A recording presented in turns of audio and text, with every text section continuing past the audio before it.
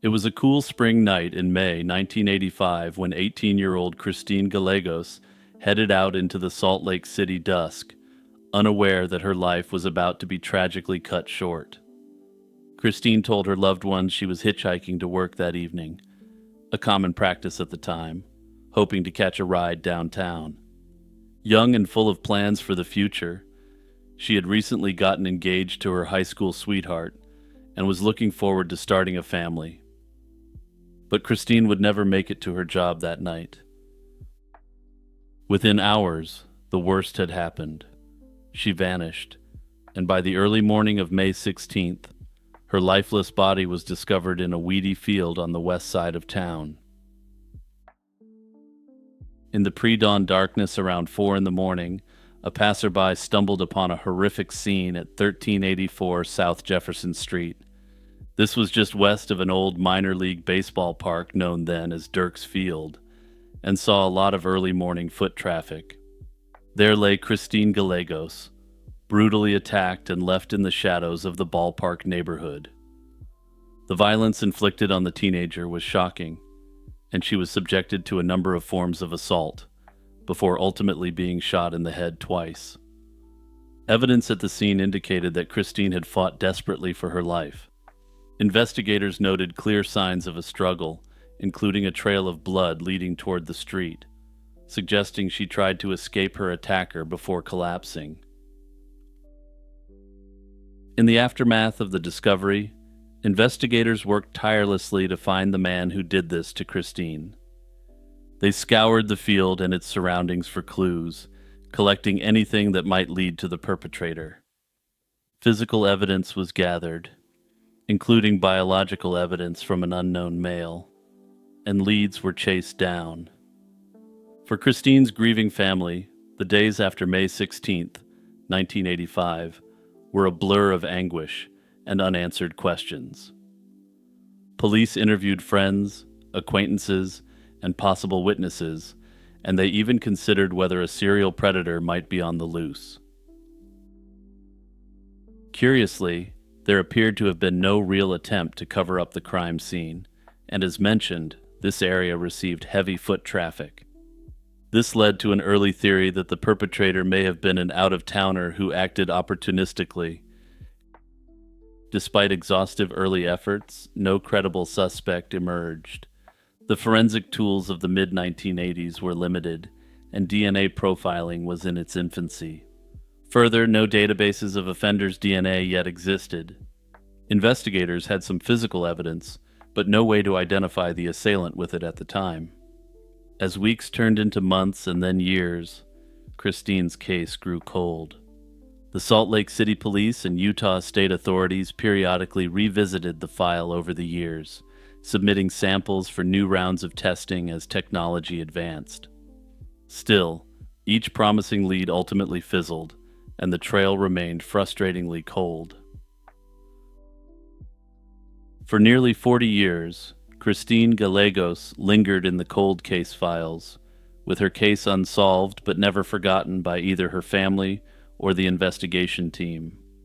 Detectives changed over time, but they passed on the commitment to solve Christine's case to each new generation of investigators.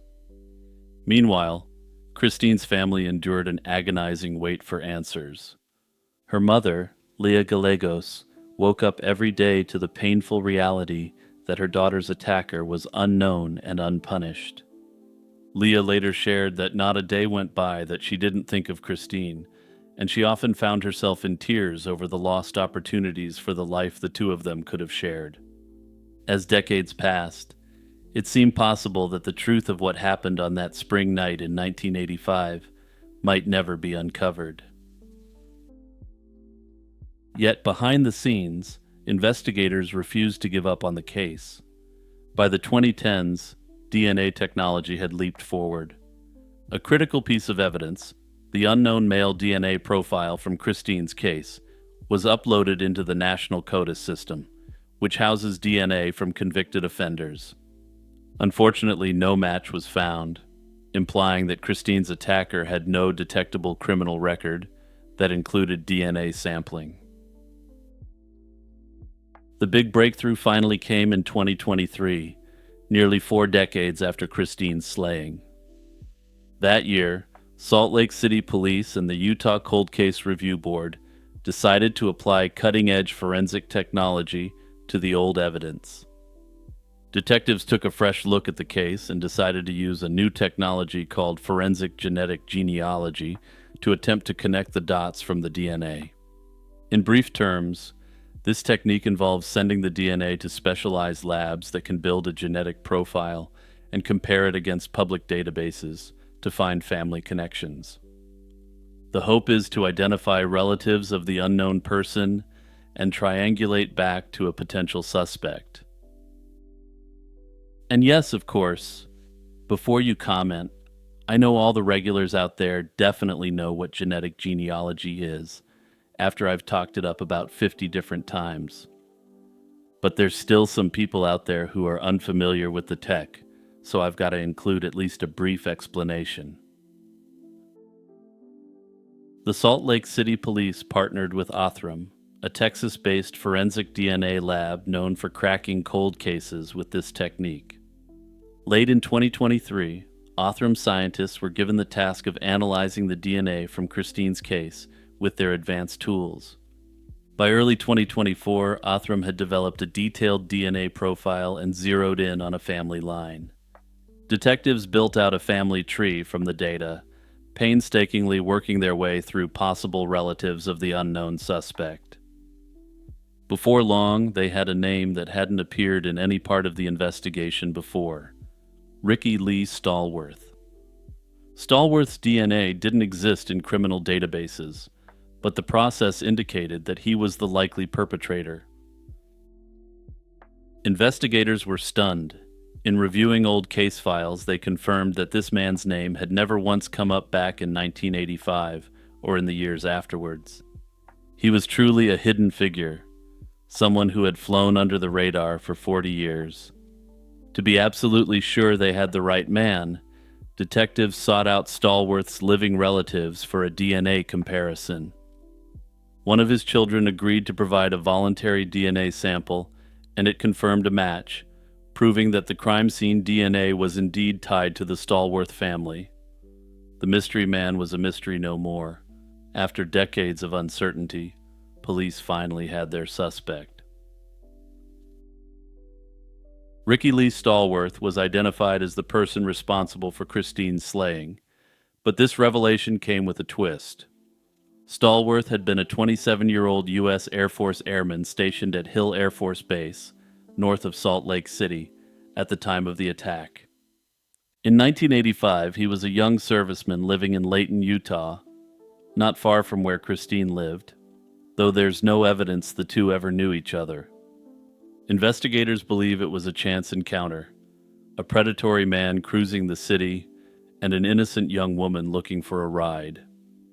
Tragically, by the time police uncovered Stallworth's name in 2023, they were too late to confront him. Ricky Lee Stallworth had died just a few months earlier, in July 2023, of natural causes at the age of 65. The suspect had literally taken his secrets to the grave, and detectives later voiced their frustration that he slipped through their fingers by a matter of months. As they dug into Stallworth's background, a disturbing pattern emerged. It turned out that Stallworth had a dark side largely hidden behind a facade of an ordinary life. In the last years of his life, he had drawn police attention for prowling the city's main thoroughfare, State Street, in the early morning hours. Investigators discovered that he earned an ominous nickname, the State Street Stalker, because he was known to cruise around late at night and approach women with indecent offers. According to one retired detective, Stallworth would tell his wife that he was stepping out for the night, then disappear until dawn. However, aside from a non-violent fraud conviction, much later in 2020, Stallworth had managed to avoid any serious criminal charges during his lifetime.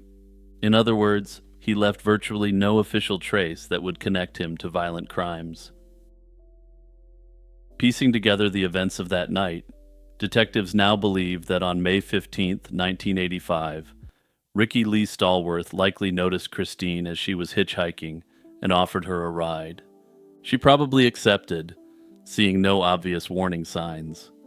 Notably, it's been speculated that he may have worn his Air Force uniform to enhance his credibility and put Christine at ease, though this, of course, has never been confirmed. Instead of taking her to work, Stallworth drove the 18-year-old to a secluded area near the ballpark, an area dark and quiet enough at night to hide sinister deeds. There he attacked her, a sudden onslaught of violence. Christine was indecently assaulted and beaten, but she did not go quietly. The evidence of defensive wounds and the blood trail indicates she fought back hard, even managing to scramble out of the vehicle in a bid to escape. In response, Stallworth shot her twice in the head and stabbed her, silencing her resistance in a final brutal act. He then fled into the darkness, leaving Christine to die on the roadside. Hours later, her body was found, and the long hunt for justice began, all while Stallworth continued on with his life as if nothing had happened. He continued to serve in the Air Force, hold jobs after retiring from service, and raise children, all while hiding the evil acts he had committed. Unfortunately, Stallworth may have spent his last moments at peace, knowing that he had gotten away with it, at least in this lifetime. Hey everyone, it's Jimmy here with my usual reminder for you to hit like and subscribe and also tap that notification bell. Also, don't forget to check out my Patreon if you want to support my channels more directly. And if you're in the mood for something completely different, check out my channel and video podcast, Lazy Chill History. The links are in the description. For 22 years, Gerald Forsman was little more than a ghost to those who loved him. The Michigan man vanished in the early 2000s with no explanation, leaving his family desperate for answers. It took the chance discovery of a skeleton in a Tennessee forest and some cutting-edge DNA sleuthing to finally unravel what happened.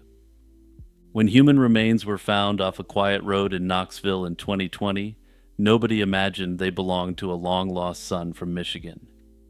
That was until forensic genealogy linked those bones to a name.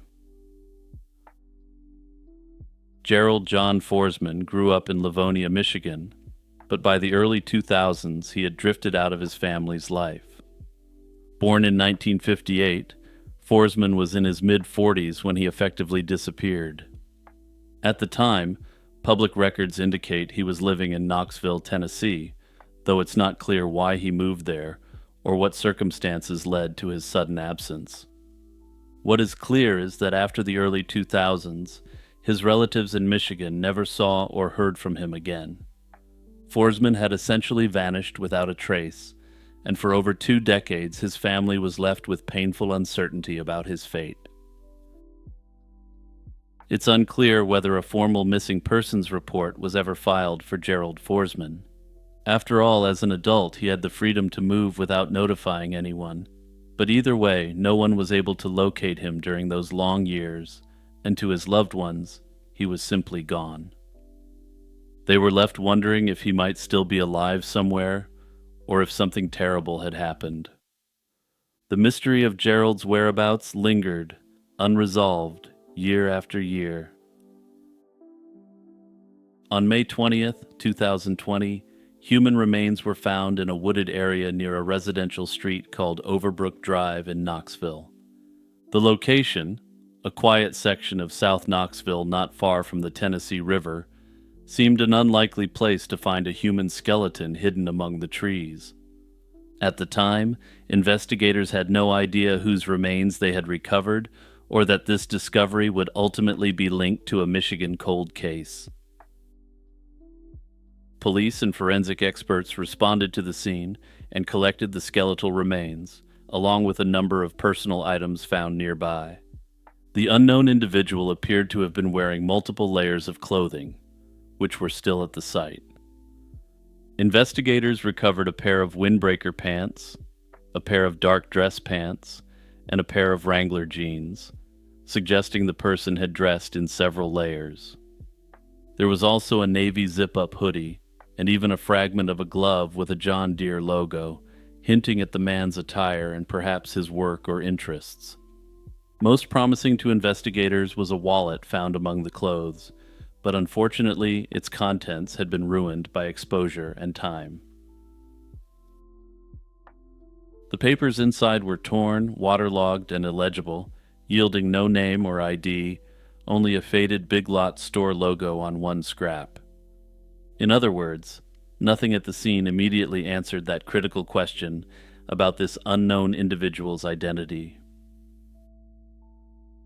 The remains were transported to the Knox County Regional Forensic Center for a closer examination.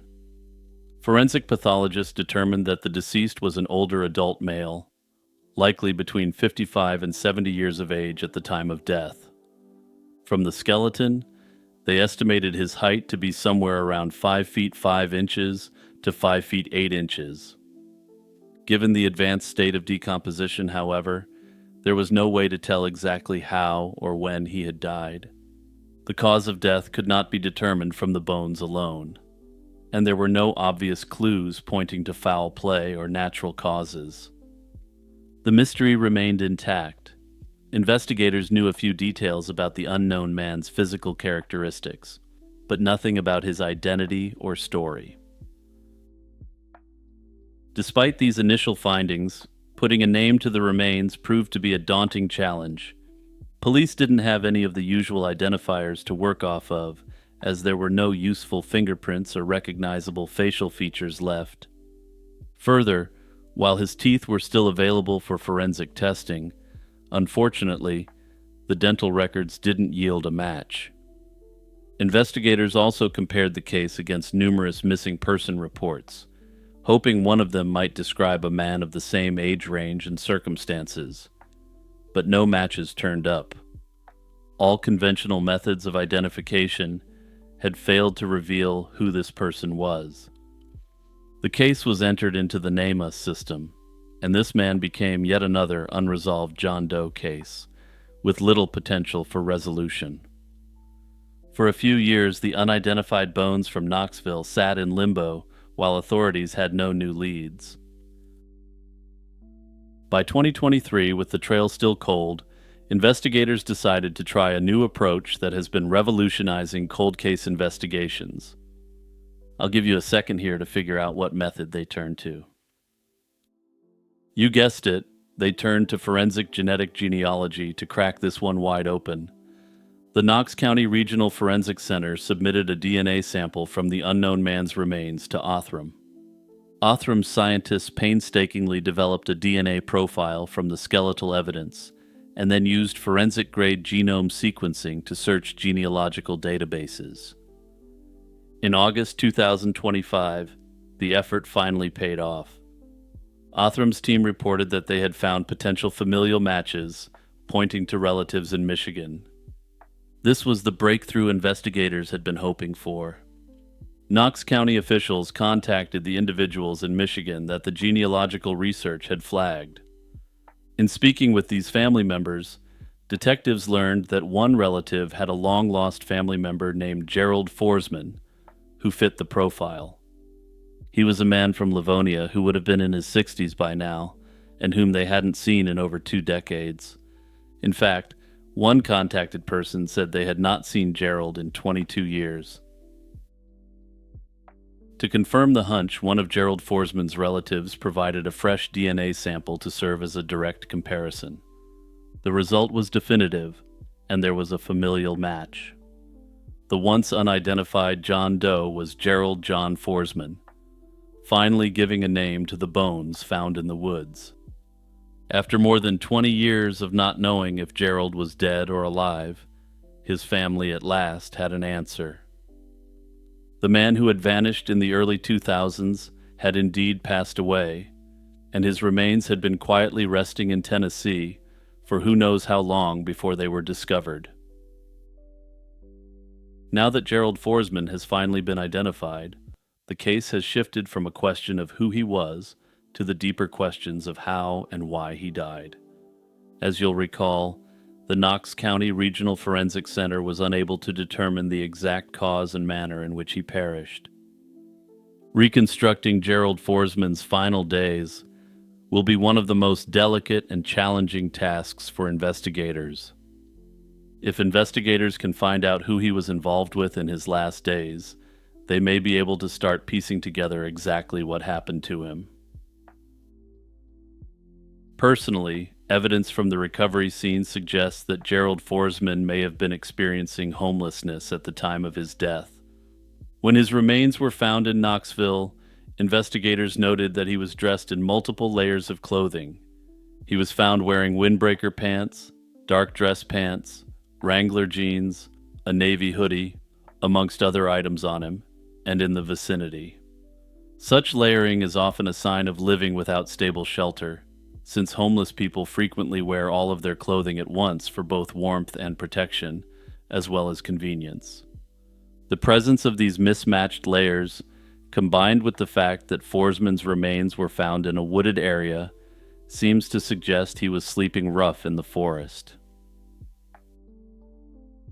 That said, this doesn't mean he necessarily died of exposure or something similar. Based on the latest data I was able to find, homeless people experience serious violence at a rate of around 20 times greater than the general population.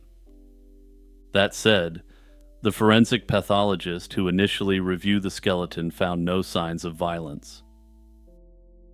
Bringing statistics in yet again, homeless people experience addictions at a much greater rate than the general population. That said, we don't know for certain if Gerald himself had any problems with substance usage, though of course circumstantially there's an elevated chance this is the case. Thus, if this was the case, Gerald's passing may have been the result of substance usage, though again there's no direct evidence to support this. At present, while Gerald Forsman may have his name back, the unsolved mystery of what happened to him continues on at present. On the morning of May 21st, 1980, a horrifying discovery shattered the calm in the small town of Ayer, Massachusetts. Inside her own home, 48-year-old Katharina Wrights Brow lay dead, brutally stabbed approximately 30 times and bludgeoned with a blunt object. The viciousness of the attack and the mystery of who could have done it cast a long shadow over the community. It would take nearly 45 years, a winding journey marked by injustice, perseverance, and scientific breakthroughs, before the truth behind Katharina's slaying would finally come to light. Katharina was a hard-working wife and mother of two who lived with her husband in a trailer home on the outskirts of Ayer. Family members described her as a loving mother and a proud grandmother. On that fateful spring morning, Katharina's husband left for work around 7:10 a.m., expecting a day like any other. By 10:45 a.m., Katharina's body was found inside their home, the victim of a savagely violent crime. Investigators determined that Katharina was slain in the narrow window after her husband's departure, likely closer to the earlier end of that time frame. She had suffered 30 stab wounds, 5 of which punctured her heart, and had also been struck repeatedly while still alive, indicating a brutal struggle. There were no obvious signs of forced entry, but the inside of the home told a story of chaos and violence. Furniture was overturned, bloodstains were found throughout, and all evidence pointed towards a fierce fight. One of the weapons, a bloodied kitchen knife, was discovered tossed in a wastebasket. Investigators also noted a possible motive. Katharina's purse was missing, along with a large sum of cash she was known to keep hidden in a linen closet. It appeared that robbery might have been the primary factor in the attack, adding a layer of cold-blooded calculation to the ferocity of the crime. Early on, police focused their attention on a neighbor named Kenny Waters.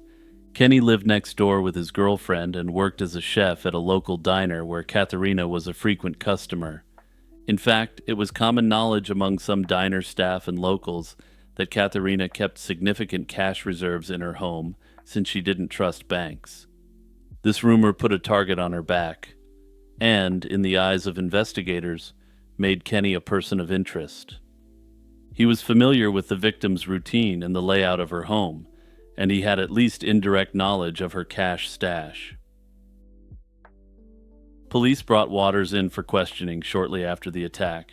He had a seemingly solid alibi. He claimed he'd been at work until 8:30 a.m. that morning, then at the local courthouse by 9 a.m. for an unrelated matter. Co-workers and records initially backed up his story, and officers examined his clothing and body on the day of the slaying and found no cuts or blood on him.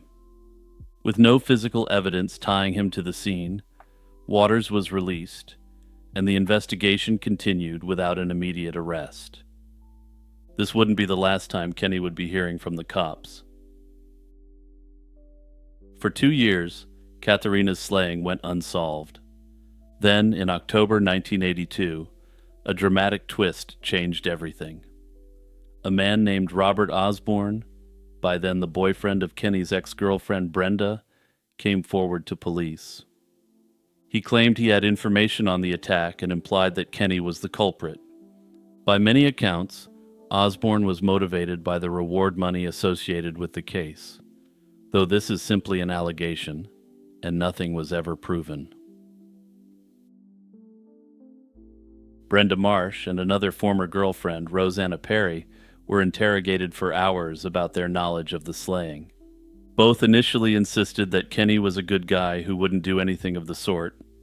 However, investigators leaned on them heavily and implied that the two women may have actually been involved before, during, or after the event. Eventually, under this significant pressure, both women changed their stories and told investigators what they wanted to hear. Brenda said Kenny came home on the morning of May 21st, 1980, with a long scratch on his face. Rosanna claimed Kenny had made remarks about stabbing a woman and stealing her money. These statements were the breakthrough authorities had been waiting for, or so they thought. Fingerprints at the crime scene did not match Waters, but despite this, prosecutors now felt they had enough to charge Kenny. He was arrested in 1982, and after a trial that relied heavily on those shaky witness testimonies, Waters was convicted of Katharina's slaying in May 1983. Kenny Waters vehemently maintained his innocence, and one person above all believed him: his sister, Betty Ann Waters. In an extraordinary act of extreme devotion or pure insanity, Betty Ann, a working mom who hadn't completed high school, decided to go ham. She put herself through college and then law school solely to free her brother. And just to give you some context here, this is 7 years combined of study, all to right this injustice. Over the next 18 years, she doggedly pursued justice, working with the Innocence Project to re-examine the evidence. By the late 1990s, DNA testing technology had advanced dramatically from what was available in 1980. Betty Ann managed to locate crucial evidence from the crime scene that had been preserved, the bloodstains collected from Katharina's home. In 2000, those samples were tested for DNA, and the results were unequivocal. The blood was not Kenny's. Nearly 2 decades after his conviction, Kenny Waters was officially exonerated, and his 1983 conviction was vacated in March 2001. He walked out of prison after spending 18 years locked up for a crime he did not commit. Tragically, though, there was no happily ever after for Kenny. Just 6 months after his release from prison, he died in an accident and never got to see the true resolution to this case. After 2001, the slaying of Katharina Wright's brow became a cold case, but it was never forgotten, and a new generation of investigators wanted to right the wrongs of this case. That said, for 20 years, basically nothing happened on the case. until the introduction of a little technology called forensic genealogy. Detectives partnered with forensic specialists from Parabon Nanolabs, a company renowned for genetic genealogy work. By reconstructing family trees and zeroing in on the overlaps, they identified two possible suspects, brothers from Massachusetts, both of whom had already died. To differentiate between the two, police located living family members, a relative of each brother, and obtained voluntary DNA samples from them. The result was definitive, and the evidence showed it was an overwhelming statistical match to the older brother, Joseph Leo Boudreau. In June 2025, the district attorney publicly announced that Boudreau had been identified through DNA as the person responsible for Katharina's slaying. Unfortunately, Boudreau would never face trial, as he had died in 2004 at age 61. But after nearly half a century, the case was officially considered solved, based upon the blood found in the household. Boudreau was a longtime Massachusetts resident who was born in 1943. In the 1970s, Boudreau worked in the Framingham area and had a history of violence. He was convicted of armed robbery in 1975. In 1980, he was 37 years old and had no known personal connection to her. Not long after Katharina's slaying, Boudreau moved north to Maine in 1987, where he lived out the rest of his life. Despite extensive queries, investigators have found no link between Boudreau and either Waters or Osborne.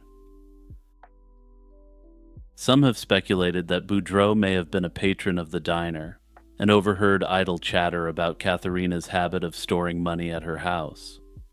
Others have speculated that Katharina may have simply believed this was what Boudreau came for and revealed the money to him. Under this theory, she was slain afterwards to cover up the robbery. Whatever the case, the full truth will never be known, and certain elements of this case will continue to remain an unsolved mystery.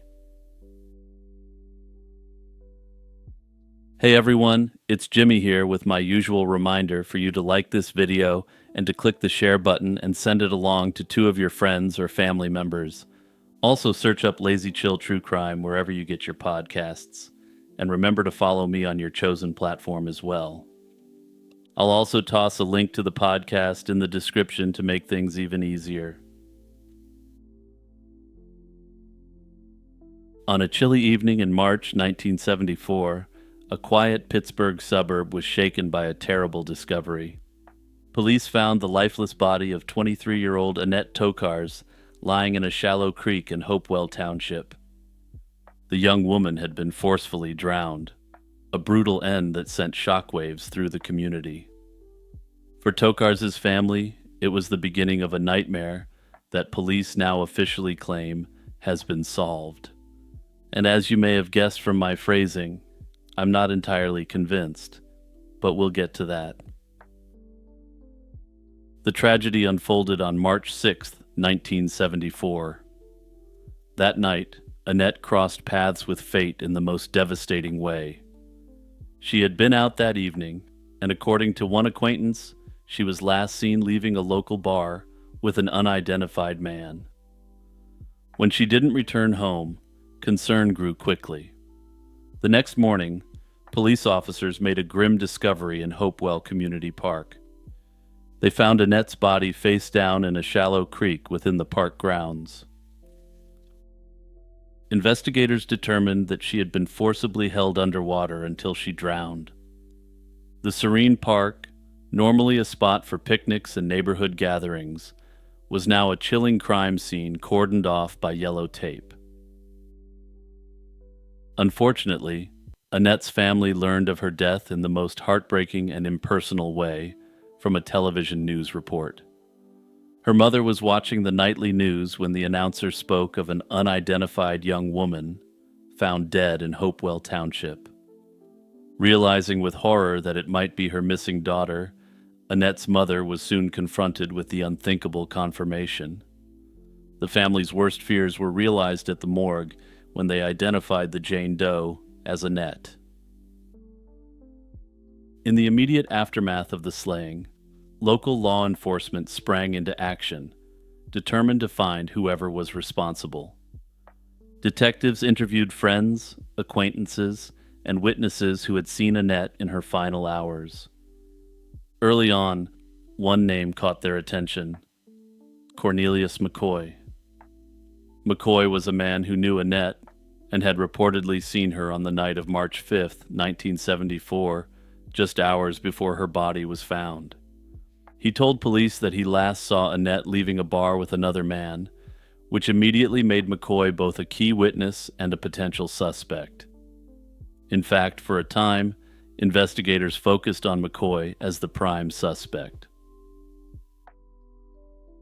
Despite their suspicions, police in 1974 struggled to build a case against McCoy or anyone else. The forensic science of the era was primitive by today's standards. Investigators had to rely on old-fashioned detective work, interviews, alibis, and circumstantial clues. McCoy claimed he was innocent, and indeed, he had told police that Annette left with another man, hinting that someone else might be responsible. Detectives followed other leads too. They took note of Annette's on-and-off boyfriend, a man named Wilkie Sims, who was interviewed at the time. Sims told police he hadn't seen Annette in 2 months and that he had been out of town in West Virginia when she was slain. Notably, it appears that this alibi wasn't meaningfully checked out at the time, which you're going to want to keep in mind for later.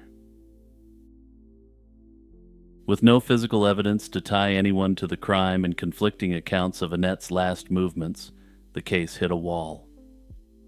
The police lacked the proof needed to charge McCoy, Sims, or anyone else, and as the months went by, the trail grew colder. As 1974 turned into 1975 and then into the late 1970s, Annette Tokars's case languished without resolution. The community of Hopewell Township was unnerved that the perpetrator hadn't been brought to justice, but leads were virtually non-existent.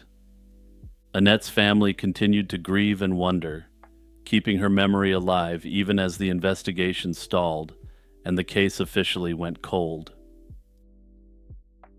The cops continued to believe that Cornelius was likely, though not certainly, responsible, given that he was the last person who had seen her. Cornelius passed away around 2007, taking any secrets he had with him to the grave. With McCoy dead and no new information, it seemed the truth of what happened that night in 1974 might never be known. But Annette's case was never completely forgotten. Her sisters and other loved ones carried the hope that someday they might get answers. They held on to the idea that Annette's life mattered and that someone out there knew what happened. Little did they know, it would take over 5 decades and a new generation of detective work before that hope was apparently realized. The stage was set for what has been claimed to be an extraordinary breakthrough. However, it would require advancements in science and the sheer persistence of a detective who refused to let the case stay cold. In 2017, a seasoned investigator named Patrick Young came across Annette Tokars's case file while working at the Beaver County Detective Bureau. Young, who had been in law enforcement since the mid-1990s, had a passion for cold cases and a knack for uncovering long-buried clues. When he learned about Annette's unsolved slaying, he was intrigued and moved. Here was a 23-year-old woman whose life had been brutally cut short, and for over 40 years no one had answered for the crime. Young made a decision that would change everything. He would dedicate himself to finding out who ended the life of Annette.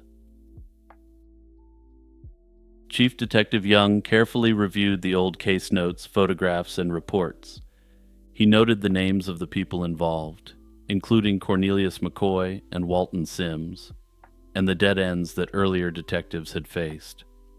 One thing in the file stood out to him: a leopard print coat that Annette had been wearing on the night of her death. That coat had been collected as evidence back in 1974.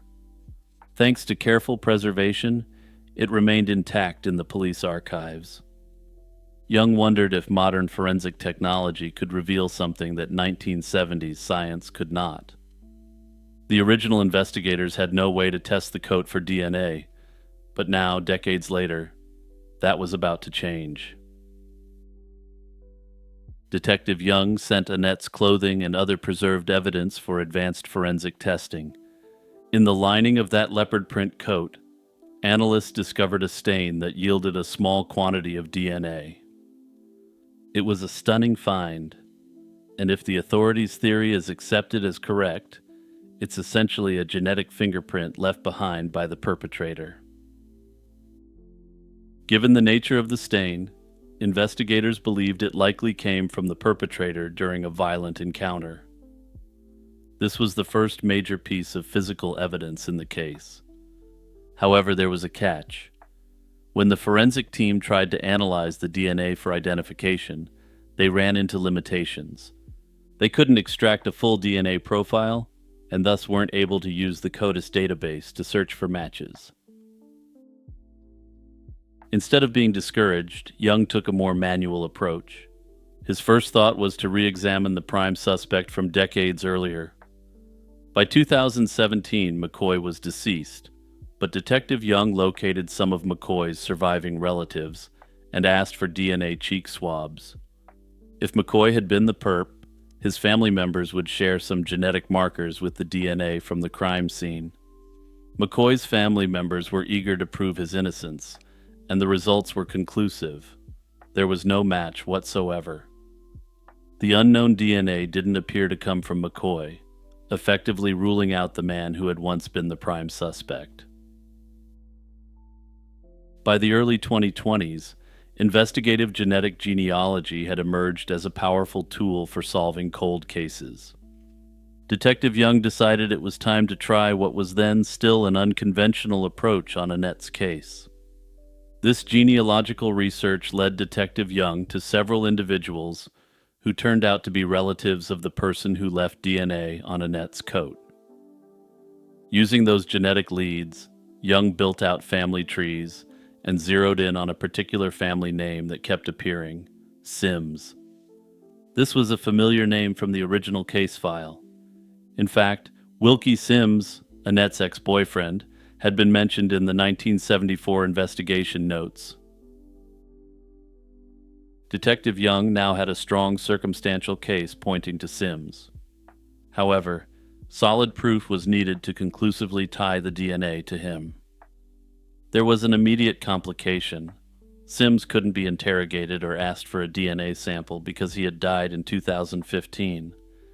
But even death wouldn't let him escape scrutiny. Young found that Sims had children, and one of them could potentially provide the key to confirm his guilt. In 2023, armed with a court order, the detective obtained a DNA sample from one of Walton Sims's sons. Young sent the two samples, one from the crime scene and one from the relative, to a laboratory for analysis. The waiting period was tense, but the results were definitive. Wilkie Sims had left the genetic material there. Beaver County authorities publicly named Walton Sims, the former boyfriend who had long been in the case file's shadows, as the perpetrator. Okay, so if you're a regular viewer of any of my channels, I suspect you may already have guessed that I was going to add some additional commentary at the end of this segment. Personally, I have a lot of problems accepting that Wilkie Sims did it, and I suspect this wouldn't have been said officially if the man was still alive at the time. Although investigators linked the coat DNA to the Sims family, Wilkie Sims was a documented ex-boyfriend of Annette's, and everyone accepts this to be fact. This offers a straightforward and potentially innocent explanation for his genetic material to appear on her clothing. Normal consensual contact could easily explain how this sort of biological material ended up on the coat. Further, there's no evidence to indicate that this biological material actually came from the night of the attack. Wilkie Sims claimed that he was in West Virginia at the time, And if the biological evidence was found fresh with evidence of an indecent assault, this would be entirely different. In that case, I think the evidence would be sufficient to say that he was likely the responsible party, but that's not the evidence as it's presented to us. Crucially, there's nothing whatsoever in the way of independent corroboration to make this theory work. For example, there's no reliable eyewitness placing Sims with Annette that night. Further yet, there are no other forensic links tying him to the scene whatsoever. Given those gaps, a jury could reasonably accept innocent explanations for the DNA and conclude the evidence doesn't eliminate reasonable doubt. However, here, of course, there never will be a jury, and the evidence will never be subjected to the rigors of a trial. Based on the evidence alone, I just simply don't see that there's enough here to stop investigating this case. It's very possible that the true monster that attacked Annette that night can now rest easily, knowing the case is fully closed. Anyway, this isn't the first time I've seen this sort of weak logic applied to cold cases where the supposed perpetrator is already deceased. It offers a convenient excuse to close out a cold case while placing the blame on someone who can no longer say anything to counteract what the authorities say. It may give some comfort to the families involved, but upon closer examination, in a case like this, it shouldn't, since there would have never been enough evidence to convict Sims. In November 1993, the disappearance of 9-year-old Angie Hausman gripped the St. Louis community. Angie stepped off her school bus on a quiet suburban street just a few doors away from her home, and then vanished without a trace. Her family and neighbors launched a desperate search as fear spread through the neighborhood, with hundreds of volunteers and police scouring the area for any sign of the missing girl. For 9 agonizing days, loved ones and law enforcement held out hope. But when a deer hunter finally stumbled upon Angie's body bound to a tree in a remote wildlife preserve, the community's worst nightmare became reality. The case would remain one of the region's most haunting cold cases for over 25 years, until a tiny piece of DNA evidence finally brought the perpetrator to justice. On Thursday, November 18, 1993, Angie Hausman stepped off her school bus at about 4 p.m. in St. Anne, Missouri. She was only 9 years old, walking the short distance to her house on a seemingly ordinary afternoon. But somewhere between the bus stop and her front door, less than a block away, in broad daylight, Angie vanished. That evening, when she still hadn't arrived home, her worried mother and stepfather contacted the police at around 7 that evening, reporting Angie as missing. What began as a frantic search by family quickly escalated into a massive police operation. Within days, the major case squad of Greater St. Louis was activated to assist the St. Anne police in the investigation. As hours turned into days with no sign of Angie, the community's concern turned to panic. Dozens of law enforcement officers and volunteers combed the neighborhood, knocked on doors, and scoured nearby parks and backyards. Despite these efforts, there were no witnesses, no clues, and no answers. 9 days after Angie disappeared, the search came to a tragic end. On November 27, 1993, a deer hunter exploring the Bush Wildlife Conservation Area in St. Charles County stumbled upon a horrifying scene. He found Angie's lifeless body in the woods, tied tightly to a tree and partially covered by snow in the cold, late November air. I'm going to spare you most of the details here because they're horrific, but she was subjected to an indecent assault, and biological evidence was left behind by the predator. And seriously, when I say don't look up the details here, I'm not joking. I wish I could unread what I read. In the months and years after Angie's slaying, investigators struggled to find the perpetrator and bring him to justice. The crime had been so brazen and cruel that many feared it could happen again. In fact, just a few weeks after Angie's death, Another local girl was abducted and slain, sparking fears of a serial predator on the loose. However, this case was quickly wrapped up and the perpetrator was definitively proven not to have been involved in Angie's case. By the late 1990s, the trail had gone cold, and Angie's case haunted detectives for decades, remaining officially open, but with no meaningful developments. Meanwhile, Angie's family and the community kept her memory alive. Sadly, her mother, Diane, lived the rest of her life in grief, passing away in 2016 without ever seeing justice for her daughter. In 2019, more than a quarter century after Angie's tragic passing, the long-awaited breakthrough finally came. On February 27, 2019, a senior forensic scientist at the St. Charles County Crime Lab made a stunning discovery. There was previously undetected DNA on the torn remnants of Angie's undergarments. Advanced testing had lifted a genetic profile that investigators in the 1990s could never have obtained with the forensic science of the time. The DNA belonged to two individuals. One was Angie herself, and the other was an unknown male profile now identified through the National CODIS database. The match pointed to a man who was, thankfully, already behind bars. His name was Earl Webster Cox, a 61-year-old convicted predator who had grown up in the St. Louis area. At the time of Angie's abduction, Cox had been living just a few blocks away from her home in St. Anne. He was a former Air Force airman who had been dishonorably discharged in the 1980s for committing disturbing and unnatural acts against minors. By 2019, he was in federal custody at a medical facility in North Carolina, serving time due to his role in an international ring producing this disgusting content. Investigators, in shock at the DNA results, collected a fresh DNA sample from Cox to double-check the match.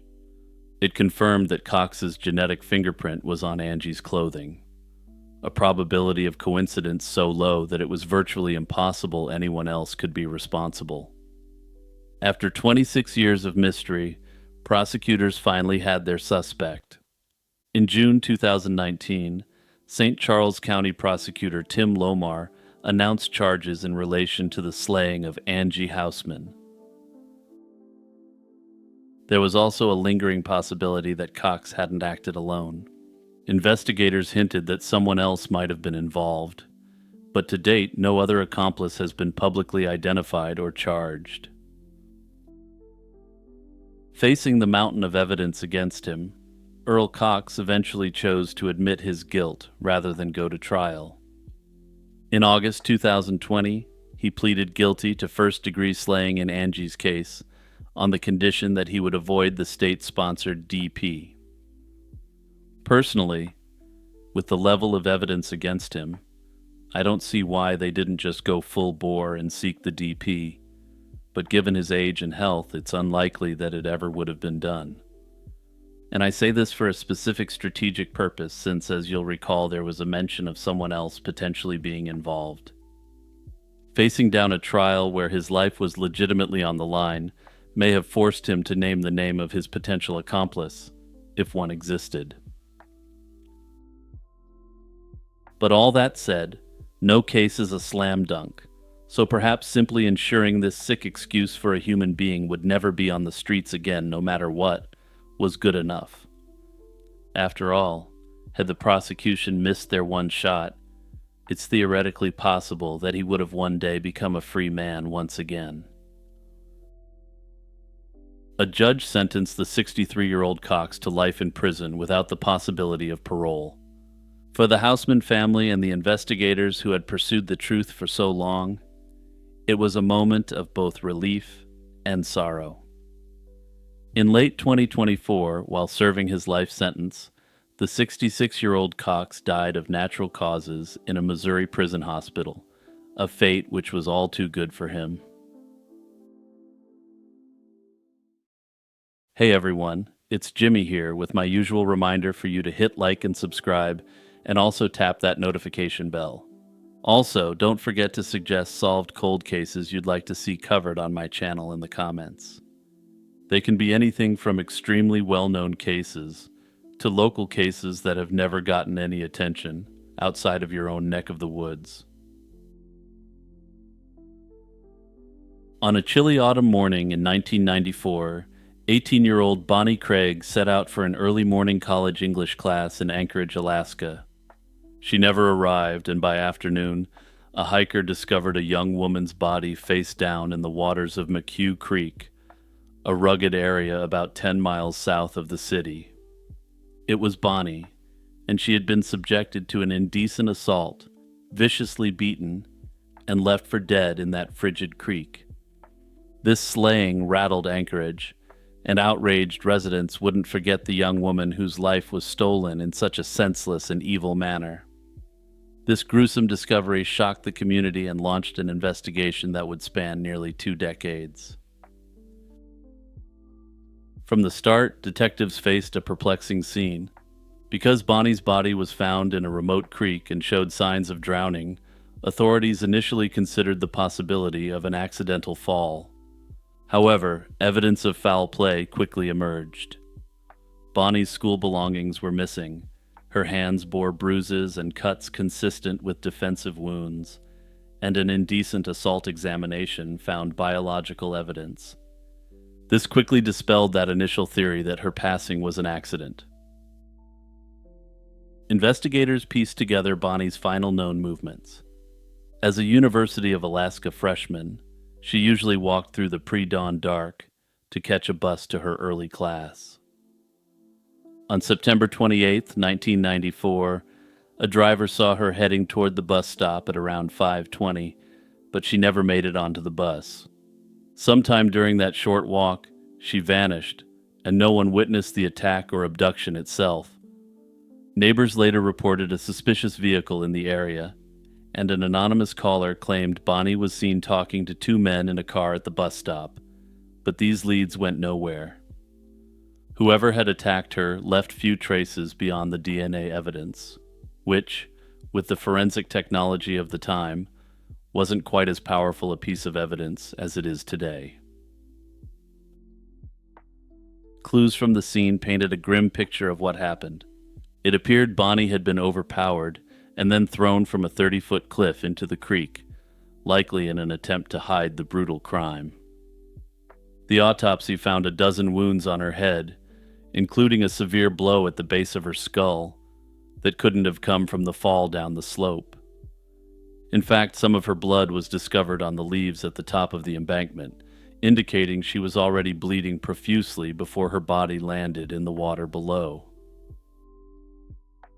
Despite an intensive investigation, the trail to Bonnie's attacker soon grew cold.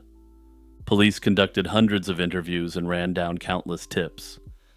Bonnie's face became familiar on posters and the sides of city buses as her family and authorities pleaded for information, emphasizing that even the smallest tip could crack the case open. The attack was one of the most notorious cases Anchorage had ever seen, yet no viable suspect emerged.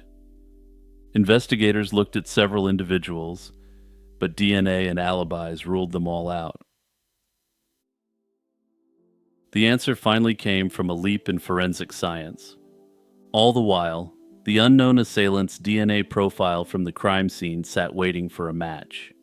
In late 2006, more than 12 years after Bonnie's slaying, that profile hit a match in the national database.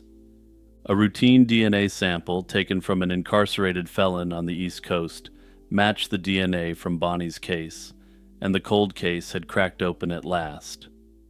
The DNA belonged to 36-year-old Kenneth Dion, a former Army paratrooper who had lived in Alaska in the early 1990s. At the time of the hit, Dion was serving a prison sentence in New Hampshire for robbery. He had indeed been in Anchorage around 1994. In fact, he was on probation after a prior robbery conviction and had been released from an Alaska prison just months before Bonnie's death. Yet Dion had never been on investigators' radar until this moment, and the forensic match was virtually certain. After years of mystery, science had finally revealed the perpetrator's identity. Dion was indicted for Bonnie's slaying in 2007 and extradited back to Alaska to face charges. Nearly 17 years after Bonnie's death, Kenneth Dion went on trial in Anchorage in May 2011. Bonnie's smiling portrait was shown to the jury as prosecutors retold the story of her long unsolved death. Prosecutors then presented a powerful case built on compelling forensic evidence. The autopsy showed that Bonnie's wounds came from a violent beating, not an accident, and the blood found atop the cliff further disproved any notion that her fall was unintentional. Investigators described how Dion, then 25 years old at the time of the crime, likely spotted Bonnie on her early morning walk and abducted her. He then drove her out to the secluded creek to carry out his horrific acts. Dion's defense team did not dispute that his DNA was present, but they offered an alternate explanation for the events that's basically guaranteed to piss everyone off. They claimed that Dion and Bonnie had a consensual encounter early that morning, and that she later slipped and fell from the cliff to her death by accident. This theory, however, was undermined by the physical evidence and by Bonnie's own character.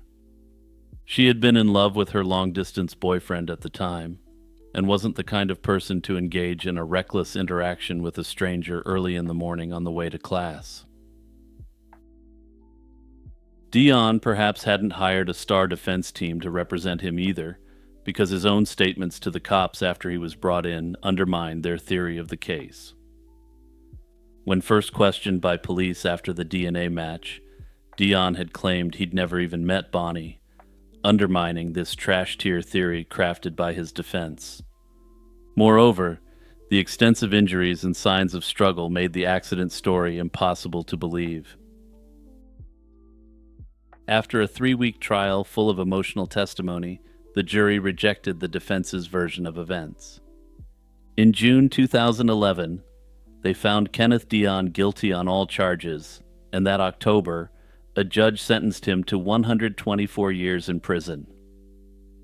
At the sentencing, authorities noted that Dion's prior violent offenses and probation violations meant he should never have been free in 1994. This was a bitter reminder that Bonnie's slaying would have been prevented had he been properly jailed earlier. Spurred by this case, Alaska lawmakers in 2007 passed what became known as the Bonnie Craig Law, requiring DNA to be collected at the time of all felony arrests. In the years since, many other states have followed suit by implementing similar DNA on arrest laws so that violent offenders are identified sooner. The logic was simple. If such a policy had existed earlier, Dion's DNA from his prior arrests would have been on file, and the match could have caught him much sooner. The defense strategy in Bonnie Craig's case stands out as one of the most unsettling aspects of the entire case, aside from the crime itself. The claim that Bonnie had willingly engaged in a consensual encounter was both cruel and didn't even potentially match the evidence.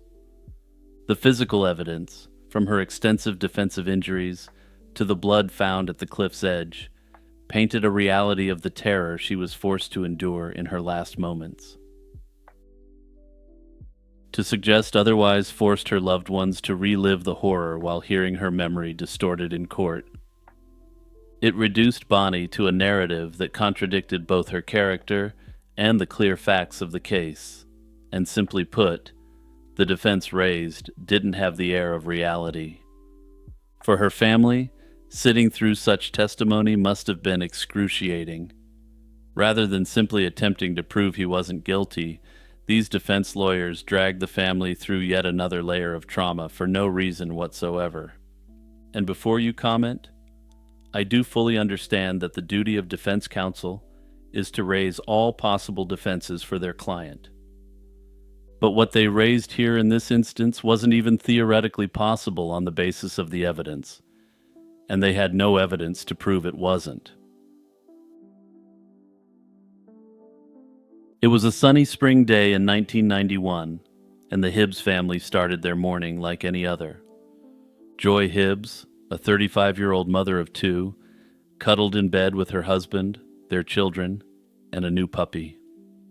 No one could have imagined that by early afternoon, their happy home would be a disturbing crime scene. Around 1 o'clock on April 19th, 1991, Joy's 12-year-old son, David, stepped off his school bus after an early dismissal and immediately sensed something was wrong. His mom's car was still in the driveway when it shouldn't have been, and smoke was billowing from the back of their home. Panicked, David tried to rush inside, but thick smoke and heat pushed him back. Realizing his mom was likely still inside, he sprinted to neighbors for help while flames consumed the house. Firefighters arrived and battled the blaze. When the fire was finally extinguished, they discovered Joy's lifeless body on a bed in David's own bedroom. What began as a happy morning for Joy and her family turned into the worst nightmare imaginable. Joy Hibbs was a devoted wife and mother of two who lived in Croydon, Pennsylvania, a suburb in Bucks County. She worked as a medical assistant and had moved north from Florida years earlier with her high school sweetheart-turned-husband, Charlie. She loved fishing, riding on the back of Charlie's motorcycle, and doting on her children, Angie and David. The Hibbs family was living an unassuming American dream, and Joy was the center of their world. In the immediate aftermath, authorities initially suspected Joy might have perished from an accidental house fire. The idea of foul play seemed far-fetched at first, given that there were no obvious signs of forced entry or struggle apparent to the responding officers. For 2 days, the family and investigators operated under the grim assumption that a tragic blaze had stolen Joy's life. However, a closer look by the county coroner upended that theory. Now, I generally don't like to get into the nitty-gritty details, but here it's necessary to discuss the case, so I'll try to do it as respectfully to the victim as possible. An autopsy revealed unmistakable evidence of a slaying. Joy had been stabbed multiple times and viciously beaten, suffering several broken ribs. She had been strangled as well, and in fact a computer's electrical cord was later identified as the likely ligature used to asphyxiate her. Tellingly, the autopsy found no smoke in Joy's lungs, meaning she was already dead when the fire consumed the house. This was no accident, and it was clear someone had eliminated Joy and then set the house ablaze to destroy evidence and mask the crime. Investigators also noted that Joy's wallet was found emptied of cash, an odd detail, since she had withdrawn money from the bank earlier that very morning. The missing money suggested a possible robbery motive or a staged cover-up. And in the weeks that would follow, the cops would essentially erroneously decide that Charlie did it, even if there was no evidence linking him to the crime. This is just guesswork on my part, but the attack appeared to be highly personal, so it's likely they simply thought the husband did it. Fire marshals soon confirmed that the blaze had been deliberately set. In fact, there were 4 separate points of origin for the flames inside the house, including spots in the kitchen, a hallway, and even the bedroom where Joy's body was found. Such a pattern could only mean arson, and the perpetrator had clearly attempted to burn down the home in an effort to destroy evidence. From the very start, detectives hunting for Joy's attacker honed in on a suspect uncomfortably close to home. Neighbors reported that around the time of the fire, a blue Chevrolet Monte Carlo was seen sloppily parked outside the Hibbs residence, facing the wrong way on the street. It was an odd sight that stuck in witnesses' minds. Investigators soon learned that a former neighbor of the Hibbs family, 25-year-old Robert Atkins, owned a Monte Carlo, but in a different color. Atkins had lived just 2 doors down from Joy's home, and he was no stranger. In fact, he had occasionally sold small amounts of street cabbage to Joy and her husband Charlie in the past.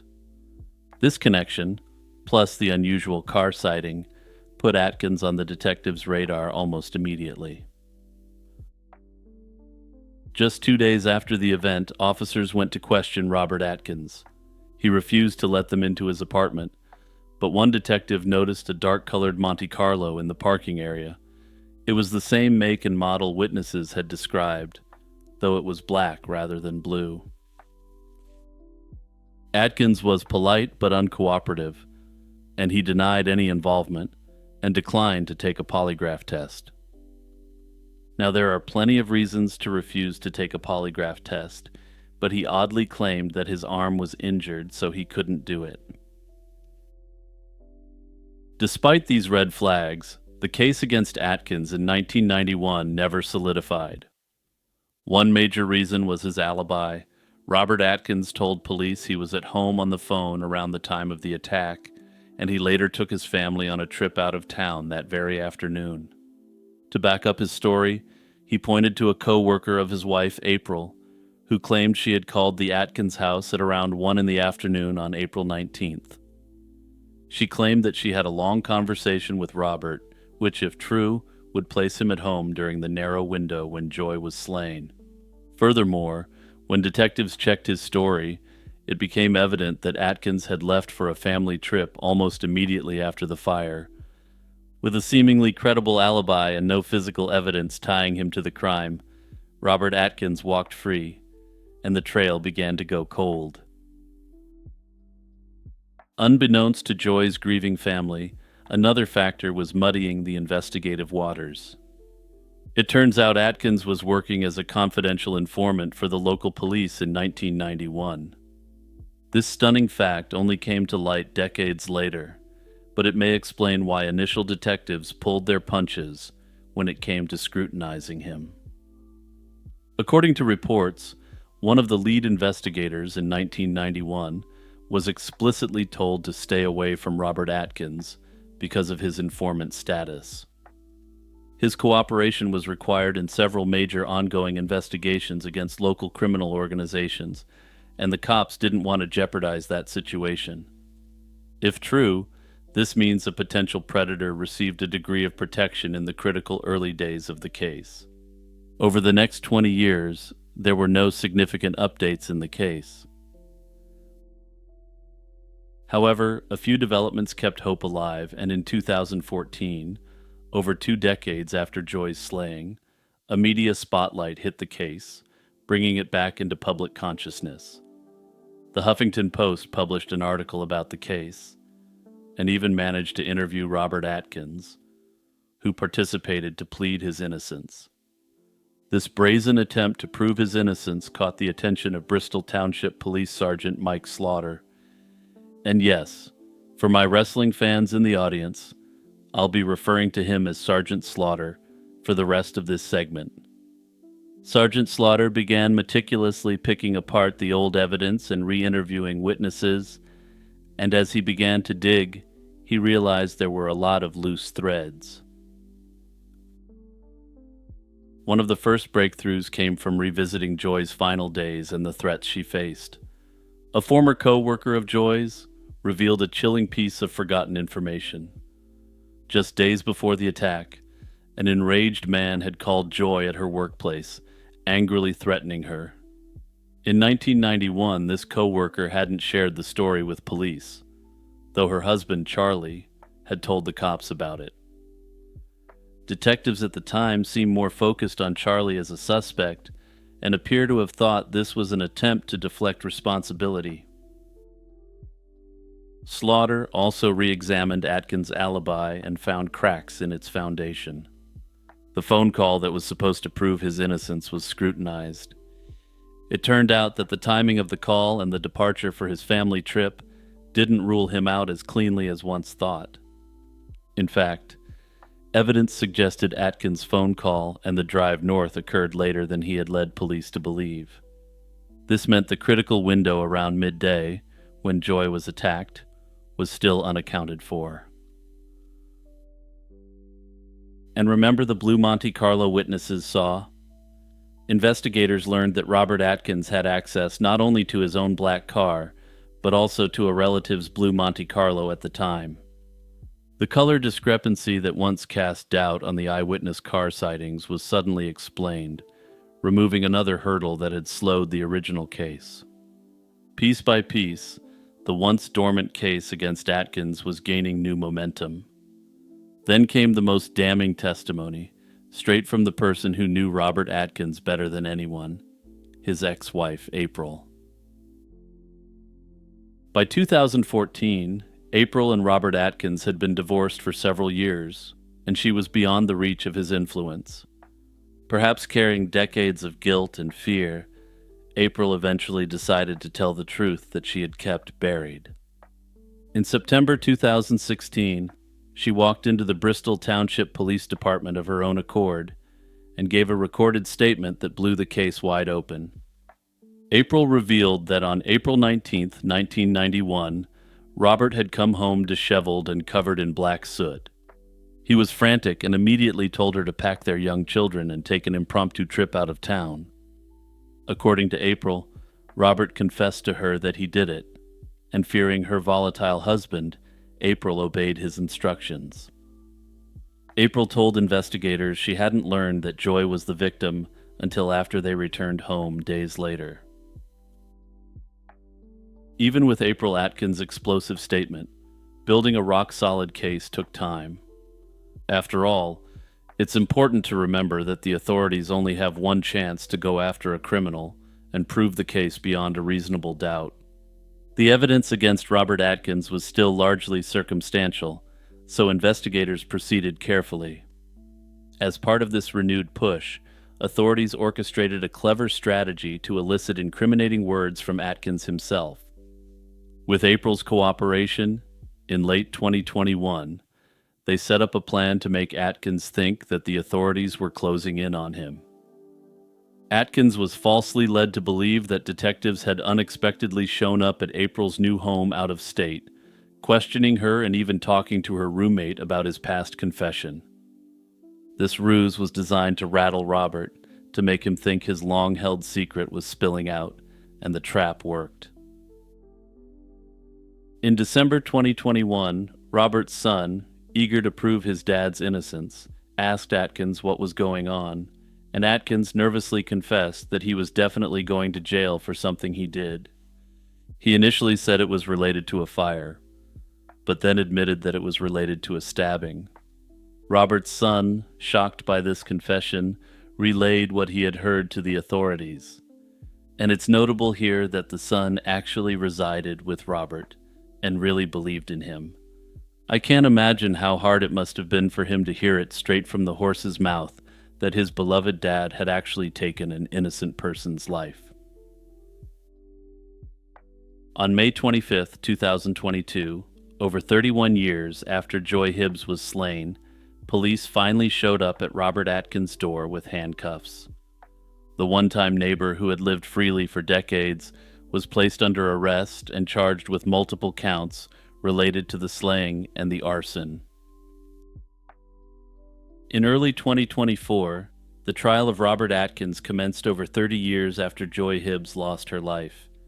Rather than a jury trial, Atkins opted for a bench trial, placing his fate in the hands of a judge. Over 3 days, prosecutors presented the evidence that investigators had assembled piece by piece over the decades. In February 2024, Judge Wallace Bateman found Robert Atkins guilty on all counts and sentenced Robert Atkins to life behind bars. Notably, in a disturbing postscript, Joy's children, David and Angie, recounted how Atkins didn't just take their mom away. The fire that had burnt their house down had also taken almost all the visual documentation of their happy memories with their mom. This case really gets to me, since by all rights, Atkins should have been locked up for his crimes back in 1991. Perhaps the most glaring failure was that Robert Atkins was a police informant at the time of the attack. Instead of treating him as a prime suspect, investigators were reportedly instructed to protect this source. Protecting an informant became more important than pursuing justice for Joy. This not only shielded him from early scrutiny, but may have actively discouraged deeper investigation in the crucial first days when evidence and witness memories were still fresh. Further, this becomes particularly absurd when you realize that he was an informant against a substance that is now legalized in many parts of the country. While the initial investigation was clearly botched, Sergeant Slaughter was thankfully given enough evidence to piece together what actually happened. Atkins's alibi largely hinged on a phone call that supposedly placed him at home. Investigators accepted this explanation far too readily, even though the timing was shaky and should have raised questions. Witness accounts of a blue Monte Carlo outside the Hibbs home also got dismissed because Atkins' car was black. This was despite him having access to another family member's blue Monte Carlo. These missed connections showed a lack of thoroughness in testing his alibi and cross-checking witness statements. Of course, I don't want to let April off the hook completely here, but given that the cops were willing to protect her violent husband, I understand her position. If she had gone to the authorities and told them what happened in April 1991, it's unclear to me if the cops would have even properly pursued Atkins at that time. It seems to me that they assumed Charlie did it, and also would have done basically anything to protect the cases they were relying on Atkins for. After all, the cases against the street pharmacists would have fallen apart if it was found out the confidential informant who was giving evidence had slain an innocent person. Hey everyone, it's Jimmy here reminding you to take a moment to share this video with a friend or family member. Also remember to check out my new video podcast, Lazy Chill History, if you're in the mood for something completely different. On a warm July evening in 1999, a father and daughter walking their dogs in rural Wisconsin came upon a horrifying sight. It was the battered body of a young woman lying lifeless in the first rows of a cornfield off a country road in Raymond, Wisconsin. One of her arms was bent unnaturally behind her back, and it was immediately clear she had suffered grievous injuries. Investigators also observed marks suggesting her body had been dragged about 25 feet off the road into the cornfield. A heavy rainstorm that night had washed away most clues, making forensic evidence scarce. Whoever she was, this young woman had endured a terrible fate, and her identity was a complete mystery. It was the beginning of a mystery that would take nearly 20 years to finally unravel.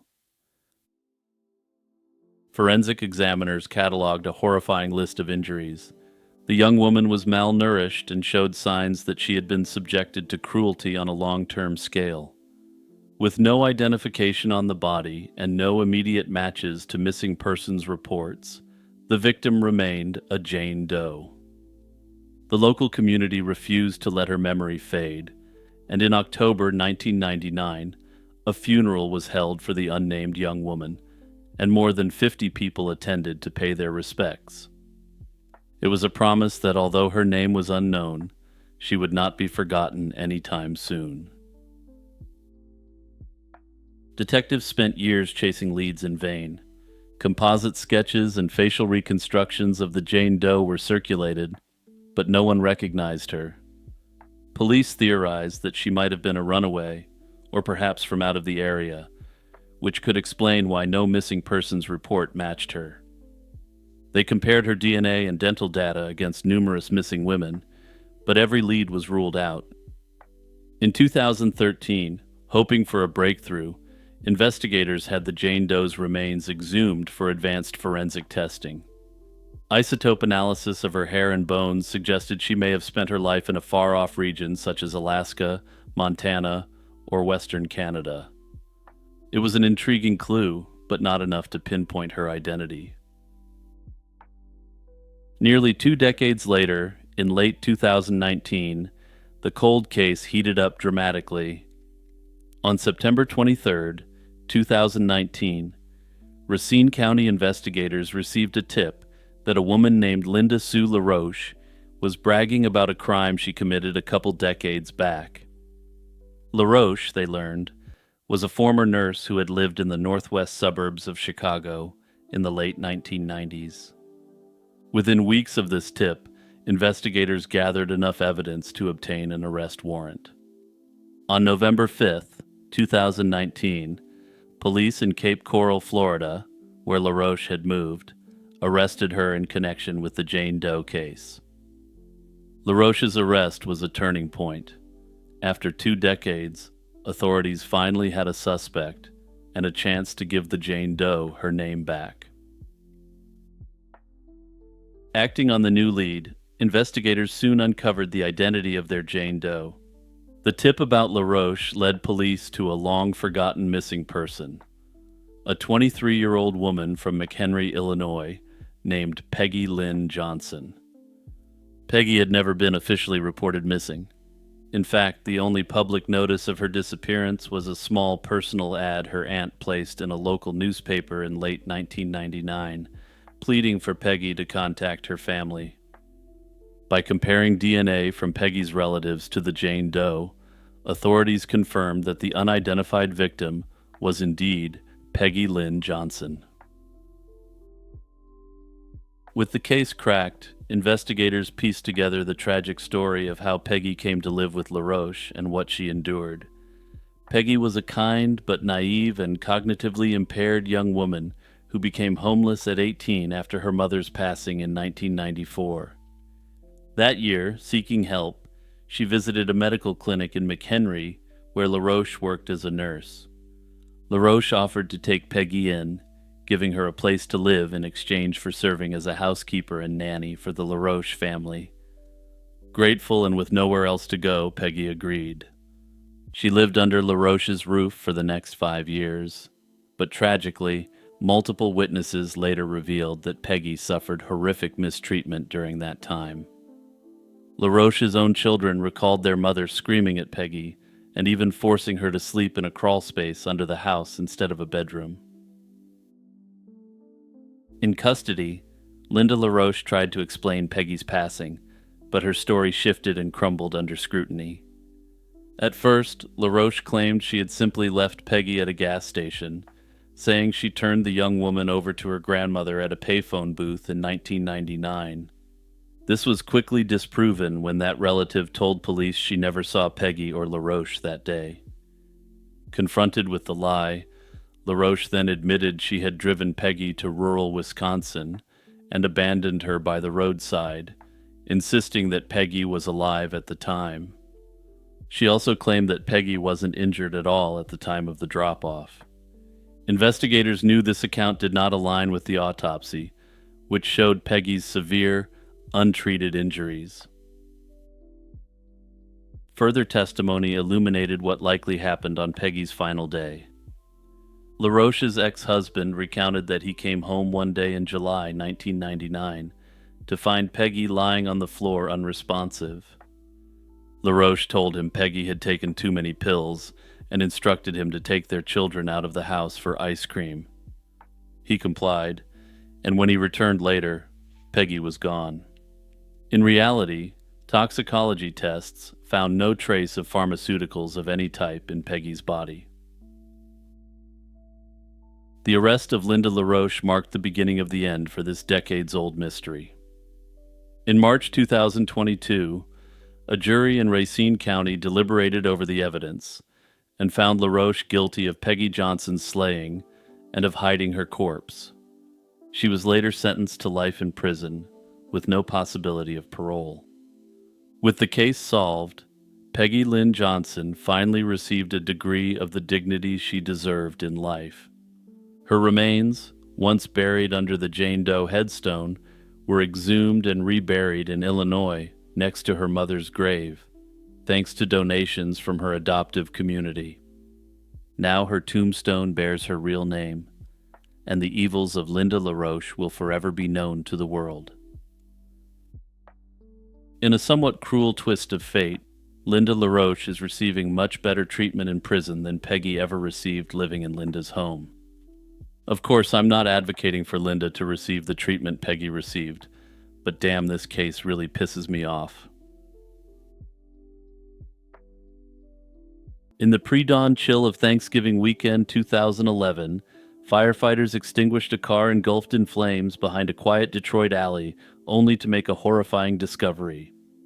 The vehicle was holding the charred remains of an individual who could only be identified by her dental records. The fire had been no accident, and it was deliberately set to cover up a brutal attack. For nearly 7 years, the woman's family and the authorities had no answer, and the perpetrator remained at large while the case went cold. This is the story of what happened to a beloved grandmother, how an investigation stalled for years, and how a cold case was ultimately cracked to bring a monster to justice. On November 26, 2011, the Saturday after Thanksgiving, authorities were alerted to a vehicle on fire in an alleyway on Buena Vista Street in Highland Park. Firefighters doused the flames and found a body in the back seat, wrapped in a comforter with the head down and feet up. A strong odor of gasoline indicated the blaze was intentionally ignited in the car's back seat. By the following week, news of the horrific crime had spread, and investigators combed through Helen's house for clues. The victim had been burned so badly that identification was impossible on site. Investigators traced the car's registration to Helen Gale, an 81-year-old Southfield resident who lived alone, and dental records soon confirmed that the charred body was indeed Helen. From the very start, police treated Helen's death as intentional. The unusual circumstances, an elderly woman's body found in a torched car miles from her home, were immediate red flags. Detectives suspected that the perpetrator set the fire to destroy evidence and hinder identification of the victim. An autopsy later confirmed that Helen hadn't perished from the fire itself. She had been slain beforehand, the cause of death determined to likely be smothering. In other words, someone suffocated the 81-year-old and then attempted to hide the crime by burning her body and vehicle. It was a shocking and calculated act, and it left the community stunned and fearful. Helen Gale wasn't a person anyone would expect to be targeted for violence. She was a vibrant senior who had dedicated over 30 years to the Southfield Parks and Recreation Department before retirement. In fact, Helen loved her work so much that she continued part-time as the coordinator of a local dance program, staying involved in the community even in her 80s. Friends and colleagues recalled her as an extremely kind, energetic woman who was one of the sweetest people one could ever meet. She was also a mother and grandmother deeply loved by her family. Just hours before her life was taken, Helen had enjoyed a Thanksgiving phone call with her daughter, Nancy, and everything seemed perfectly normal. The news that Helen had been violently slain later that night was utterly devastating to her family and neighbors, who struggled to imagine who could harm such a gentle soul. At Helen's home on Winchester Street in Southfield, investigators found disturbing evidence that the crime had started there. The scene inside the house pointed to a struggle, and the bedroom showed signs of a violent attack. This suggested Helen was attacked and likely slain in her own home before being moved to the car. Several personal items were missing from the house, including Helen's identification, wallet, and a distinctive designer purse that her daughter had custom-made for her as a gift. With a secondary crime scene now identified at the victim's residence, police began piecing together the timeline. The attacker probably assaulted Helen at home on the night of November 25th, then transported her body in her own car and set it ablaze early the next morning. Despite the perpetrator's attempt to destroy evidence, investigators did recover some crucial clues near the burned car. Not far from Helen's scorched Honda, police found a discarded blue bag with a gasoline can inside. Attached to this bag was a receipt, and on it was a name that immediately caught detectives' attention. Incredibly, the name on the receipt was Darren Keener, one of Helen Gale's neighbors at the time. This was the first major break in the case, or so the detectives thought. When questioned back in 2011, Darren Keener admitted the gas can was his, but claimed it had been stolen from his back porch and placed in that blue bag by some unknown person.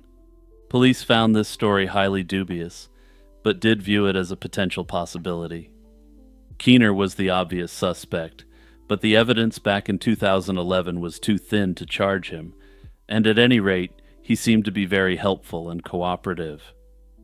Having his name on a receipt at the scene was incriminating, yet not definitive proof of involvement, and detectives lacked any hard evidence tying him directly to the crime. As a result, he remained free and the case went cold, with years passing and no arrest. For years, Nancy Gale, Helen's daughter, waited in vain for answers. The case had gone cold, with crucial evidence destroyed in the fire and no new leads. The police didn't seem to be too interested in actually pursuing any form of justice. Yet Nancy Gale refused to let her mother's case be forgotten. In 2017, Nancy decided to take action on her own. She hired a private investigator, Scott Lewis, to re-examine her mother's case.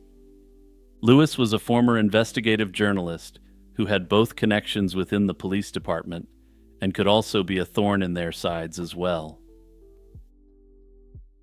Nancy and Lewis gathered all the evidence they could and launched a campaign to make the cops do something about this case. Lewis's involvement breathed new life into the investigation, prompting Southfield police to re-engage with fresh urgency. In effect, it was the Gale family's persistence that forced a second look at evidence that might otherwise have gathered dust. Southfield police officially reopened Helen's case and enlisted the Oakland County Sheriff's Cold Case Unit to take a fresh look at the evidence. It had been nearly 6 years since the event, but investigators were determined to finally crack the case. With fresh eyes on the case, detectives soon found new evidence and inconsistencies that had been missed back in 2011. Everything began to stack up against Keener, especially after they revisited his alibi and gathered new witness testimony. Notably, there were a number of significant breakthroughs in the case as a result of this that really make me question the original investigation. I just need to reiterate here that a receipt with this guy's name on it was literally discovered at the scene of the crime. Despite this, there seems to have been little effort to actually dig any deeper into him and reveal what in retrospect looks like obvious inconsistencies. Keener's original alibi for the night of November 25, 2011 fell apart under renewed scrutiny. He had claimed he spent that weekend with his young daughter and then went to his mother's house. But when detectives talked to the child's mother, she confirmed that Keener didn't have their daughter on that Thanksgiving weekend at all. In other words, he had used his daughter as a cover for where he had been. This wasn't necessarily proof of his involvement, but it did prove that he had lied to the initial investigators, despite being apparently helpful. This, of course, made the story about how the receipt got to the crime scene even more dubious than it already was. Also, I know I shouldn't be shocked by this given what Keener was capable of, but using his daughter as cover to commit this crime just amplifies the disgust I feel towards this guy. Cell phone records further undermined Keener's story. These records placed him in the vicinity of the Highland Park alley at around the time Helen's car was set on fire. Personally, I'm not sure how these cell phone records weren't initially obtained in 2011, given that a receipt with his name was found at the crime scene. Honestly, that's some real questionable police work right there. Notably, one acquaintance revealed that Keener frantically called her about 16 times on the night of the slaying. When she answered, he sounded distressed, and the next day she discovered a voicemail from him essentially confessing that he had done something terrible. He didn't say exactly what he had done, and he didn't say that it was a crime even, but the timeline added up. All of these clues, considered together, painted a devastating picture of who was responsible for this sick act against this innocent grandmother. By early 2018, the authorities had assembled a strong circumstantial case, indicating that Darren Keener had slain Helen Gale. They theorized that his reason for doing so was likely to steal money for feeding his substance habit. Confronted with this mountain of evidence, the wheels of justice finally began to turn, and Keener would find himself crushed under the full weight of the state coming down on him. In May 2018, nearly 7 years after the attack, U.S. Marshals located Keener in Toledo, Ohio, and arrested him. He was extradited to Michigan to face charges, finally bringing the prime suspect into custody. Keener was soon arraigned on charges related to the crime, including the slaying itself, arson-related charges, and charges related to substances he was found with. At a preliminary hearing in June 2018, prosecutors laid out the cold case evidence. They even played the confession voicemail, using his own words against him in this pre-trial conference. Confronted with this strong case, Keener chose to avoid a jury trial and accepted a plea deal by late 2018. In October 2018, Keener officially pleaded guilty to a variety of offenses and was sentenced to 12 to 50 years in prison. Disturbingly, under these terms, he must serve only 12 years before he can be eligible for parole, putting his earliest possible release at May 2030 for what he did. Darren Keener's guilty plea, with a minimum sentence of just 12 years, can definitely strike some as far too lenient for such a horrific crime, and I don't disagree. Considering Helen was smothered in her own home, her body stuffed into a car and set ablaze, in a just world this guy should have got life in the slammer at minimum. But the reality is that prosecutors had to weigh the strength of their evidence. The case against Keener was almost entirely circumstantial and built on phone records, a discredited alibi, a gas can linked by receipt, and a voicemail that was short of a confession. Now, of course, I need to comment here that if the initial investigators had actually dug into Keener's lies, I think there's a good chance the case against him may have been much stronger. In the years this case spent cold, evidence was lost to the sands of time, meaning the prosecution couldn't present as strong a case as they could have otherwise.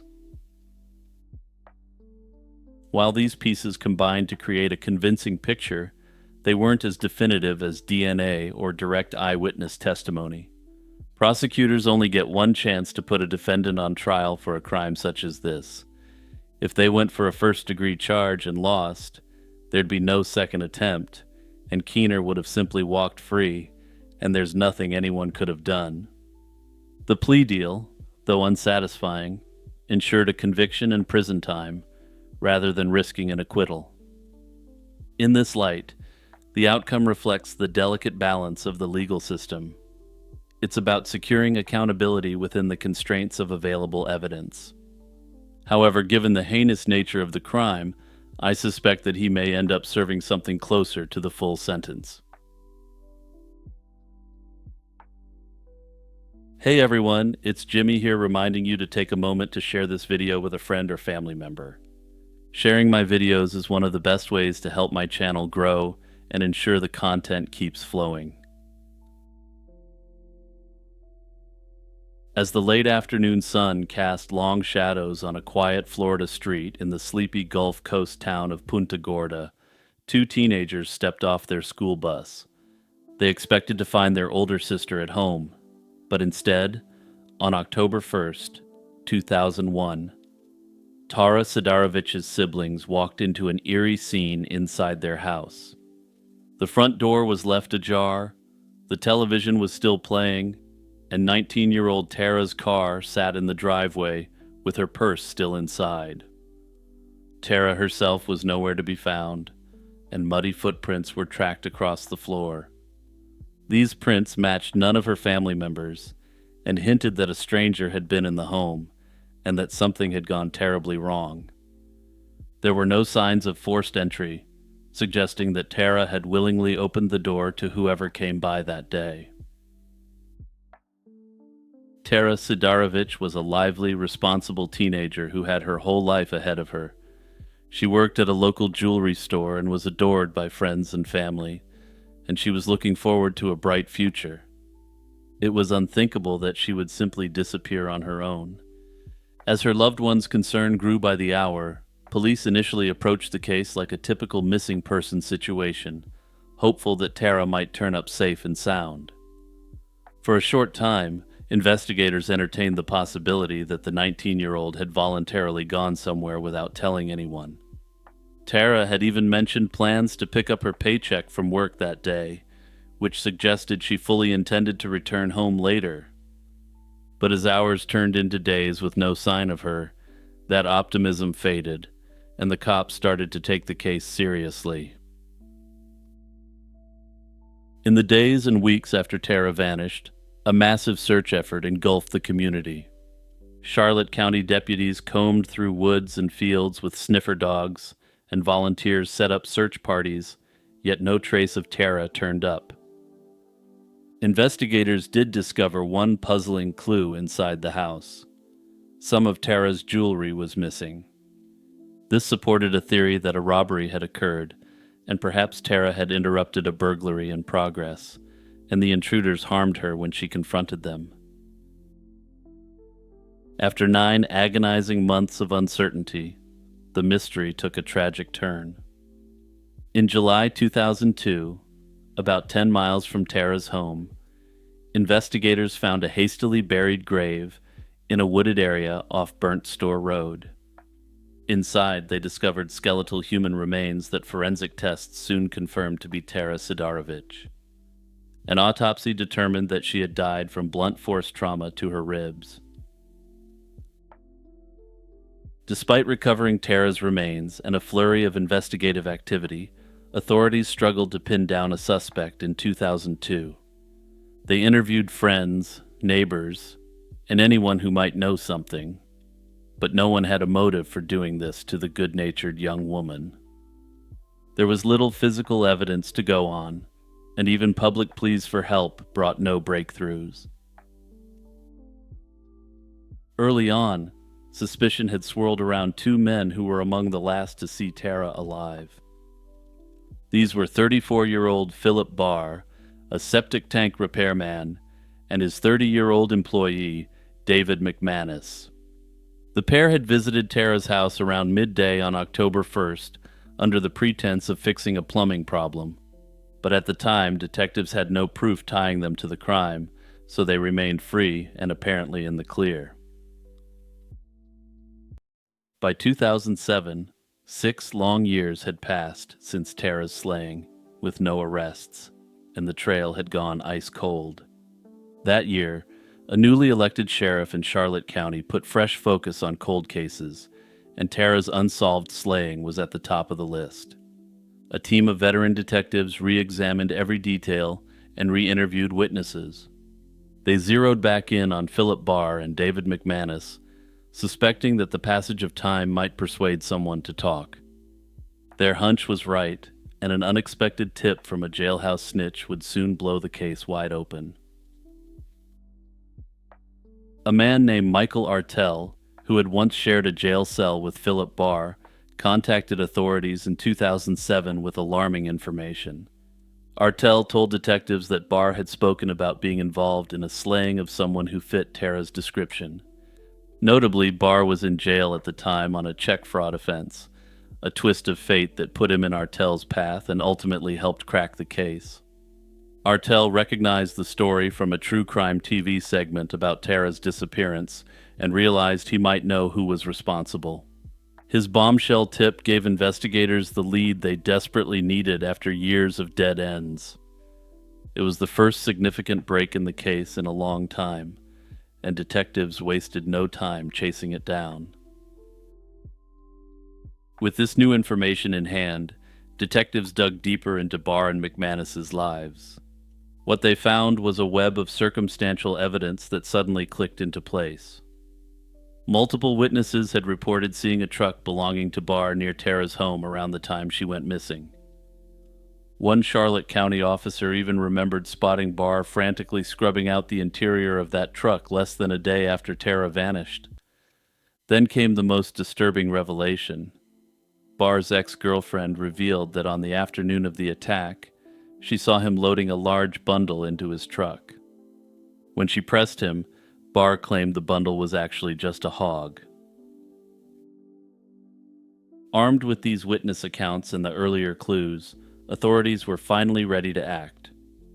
In October 2012, 11 years after Tara was slain, a Charlotte County grand jury indicted Philip Barr and David McManus on charges in the first degree. Law enforcement coordinated a multi-state effort to capture the two suspects. McManus had left Florida and was living in Cumberland, Maryland, so U.S. Marshals and local police tracked him down there and placed him under arrest. Barr was located and arrested in Florida. After more than a decade of frustration and grief, Tara's family got the news they had long awaited. Two men were finally in custody, accused of her slaying. Prosecutors decided to try Barr and McManus separately, beginning with Philip Barr's trial in 2015. In that courtroom, jurors heard damning testimony from witnesses like Michael Artell and Barr's former girlfriend. The defense argued that there was no direct physical evidence linking Barr to the crime, but the circumstantial evidence was overwhelming. Barr continued to insist he had no involvement in Tara's death, but the jury wasn't convinced. After deliberating, the jury found Philip Barr guilty in October 2015. He was sentenced to life in prison, the mandatory punishment for first degree in Florida when the big state-sponsored DP isn't pursued. For Tara's family, who had waited so long, that verdict was a moment of immense relief. David McManus went to trial about a year and a half later, in early 2017. His trial lasted nearly 6 weeks and presented much of the same evidence implicating him as Barr's accomplice. This time, the jury needed less than an hour of deliberation to reach a verdict. They found McManus guilty as well, and the judge immediately handed down a life sentence with no possibility of parole. For the second time, Tara's family sat in a courtroom and saw justice done. Notably, neither Barr nor McManus ever admitted responsibility or showed a shred of remorse for what they had done. But for the Sidarovich family, those guilty verdicts marked the end of a long and painful chapter. 16 years after she disappeared, they finally saw justice served. Both men, now middle-aged, will spend the rest of their lives behind bars, having all the time in the world to contemplate whether their evil act was worth it. Given the position that each man took at trial, Tara's family never really found out the why behind the crime. On August 31, 2003, the Sepik family home in Carlsbad, New Mexico, was filled with the promise of a beautiful Labor Day weekend. Friends and family were gathering for a cookout and enjoying the final days of summer. But at 2:15 that afternoon, the phone rang, and their world was shattered by just 6 words from their daughter's roommate. "Have you talked to Katie today?" Those words marked the beginning of an unimaginable catastrophe for Dave and Jayanne Sepik, a nightmare that would end in the discovery that their daughter had been taken from them. It was a brutal, senseless act of violence that stole a vibrant young woman from the world. But from the depths of that personal tragedy rose a national revolution in law enforcement. Katie Sepik's death and her family's refusal to let her be forgotten would expose a deadly flaw in the American justice system and ultimately forge a legacy that has saved countless lives. At 22 years old, Katie was just beginning a new chapter, having recently enrolled in the MBA program at New Mexico State University in Las Cruces. The night of Saturday, August 30th, 2003, began like any other for a graduate student. Katie was out with friends at a party. After getting into an argument with her boyfriend, she stormed out, deciding to walk the 5 or 6 blocks back to her apartment. In her anger, she left without her purse, her keys, or her cell phone. It was the last time anyone who knew her would see her alive. The next morning, a group of target shooters made a horrifying discovery at an old abandoned city dump site on the outskirts of Las Cruces. They found the partially clothed and burned body of a young woman. A few agonizing hours after that first phone call, the Sepik family's worst fears were confirmed. It was Katie, and an autopsy would later reveal the full, horrific scope of the attack. Now, normally, I wouldn't get into the details here, but given what happens in this case and the changes it brought about, I think it's important to know the monster we're dealing with. She had been subjected to the most disgusting form of assault, strangled, and then her body was set on fire. In the midst of their paralyzing grief, detectives gave the Sepik family a single, crucial piece of information that offered a sliver of hope. Katie had fought back against her attacker, desperately and fiercely. Under her fingernails, investigators found traces of his skin and blood, and from this, a complete, viable DNA profile. The profile was immediately uploaded to CODIS, the national database operated by the feds, but unfortunately, nothing came back. The family and the police held on to the same belief. A person this violent would surely be arrested for another crime, his DNA would be taken, and the system would flag him as a match. They waited for the cold hit that would bring them justice. But for 3 long years, there was only silence. The weekly database searches came back empty. Leads dried up, and the investigation went cold, leaving the Sepik family trapped in an agonizing limbo of unanswered questions. This frustrating silence wasn't simply bad luck. It turned out it was the direct result of a fundamental systemic flaw in how the nation's most powerful crime-fighting tool was being used.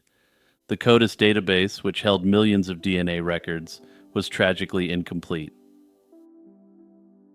At the time, nearly every state, including New Mexico, only collected DNA samples from offenders after they had been convicted of a felony and were entering the prison system.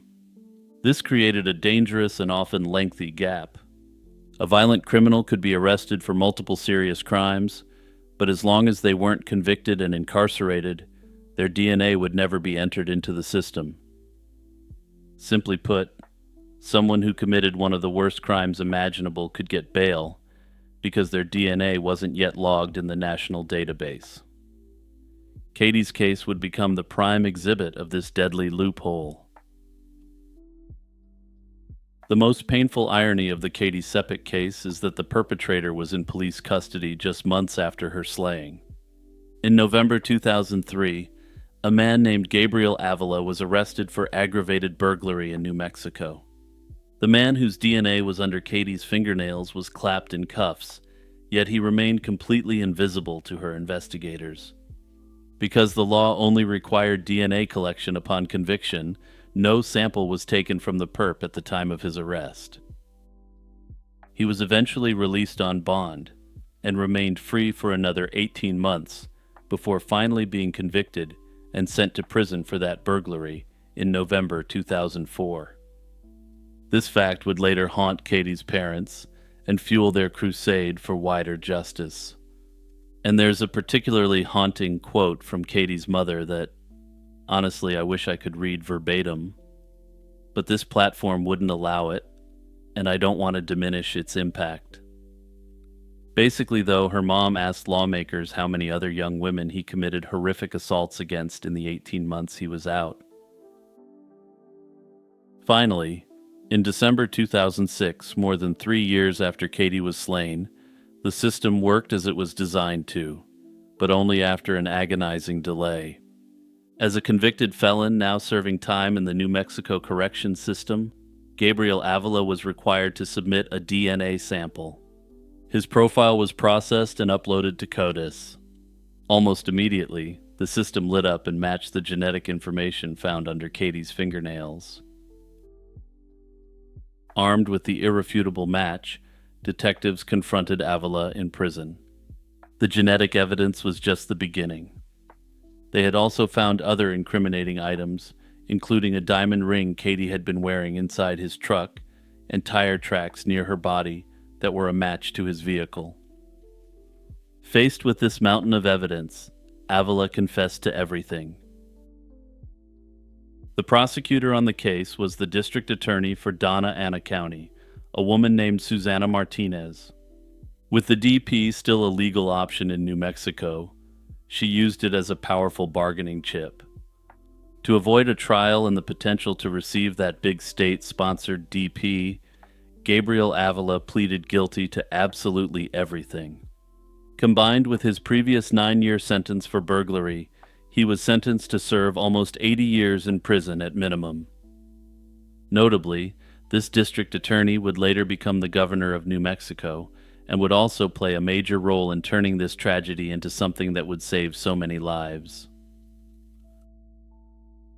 With the perpetrator behind bars for life, Dave and Jayann Sepik turned their full attention from seeking justice to preventing injustice.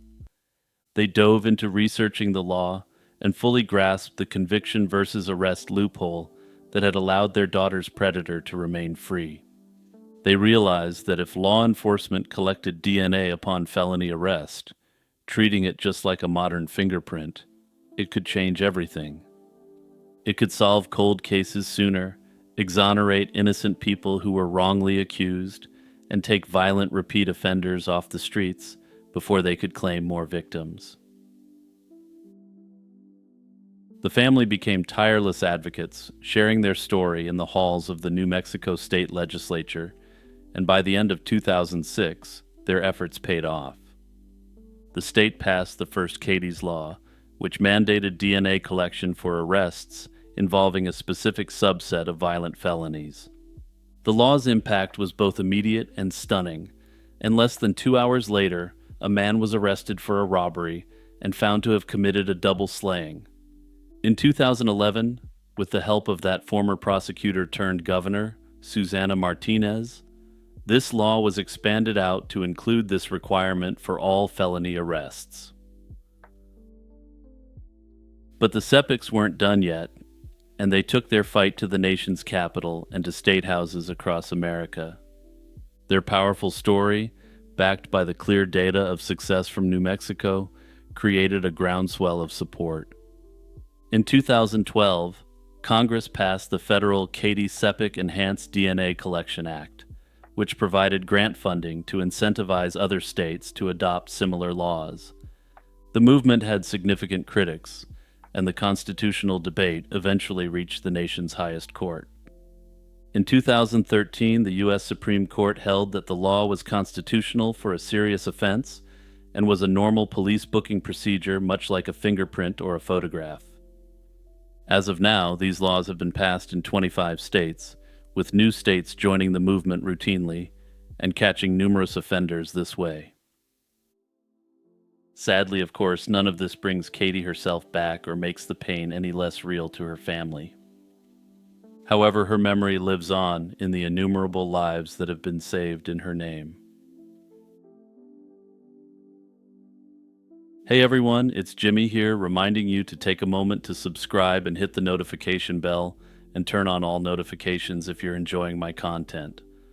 Also, there's this new feature that allows you to hype up a video to improve its visibility in the algorithm, so don't forget to hit the hype button as well.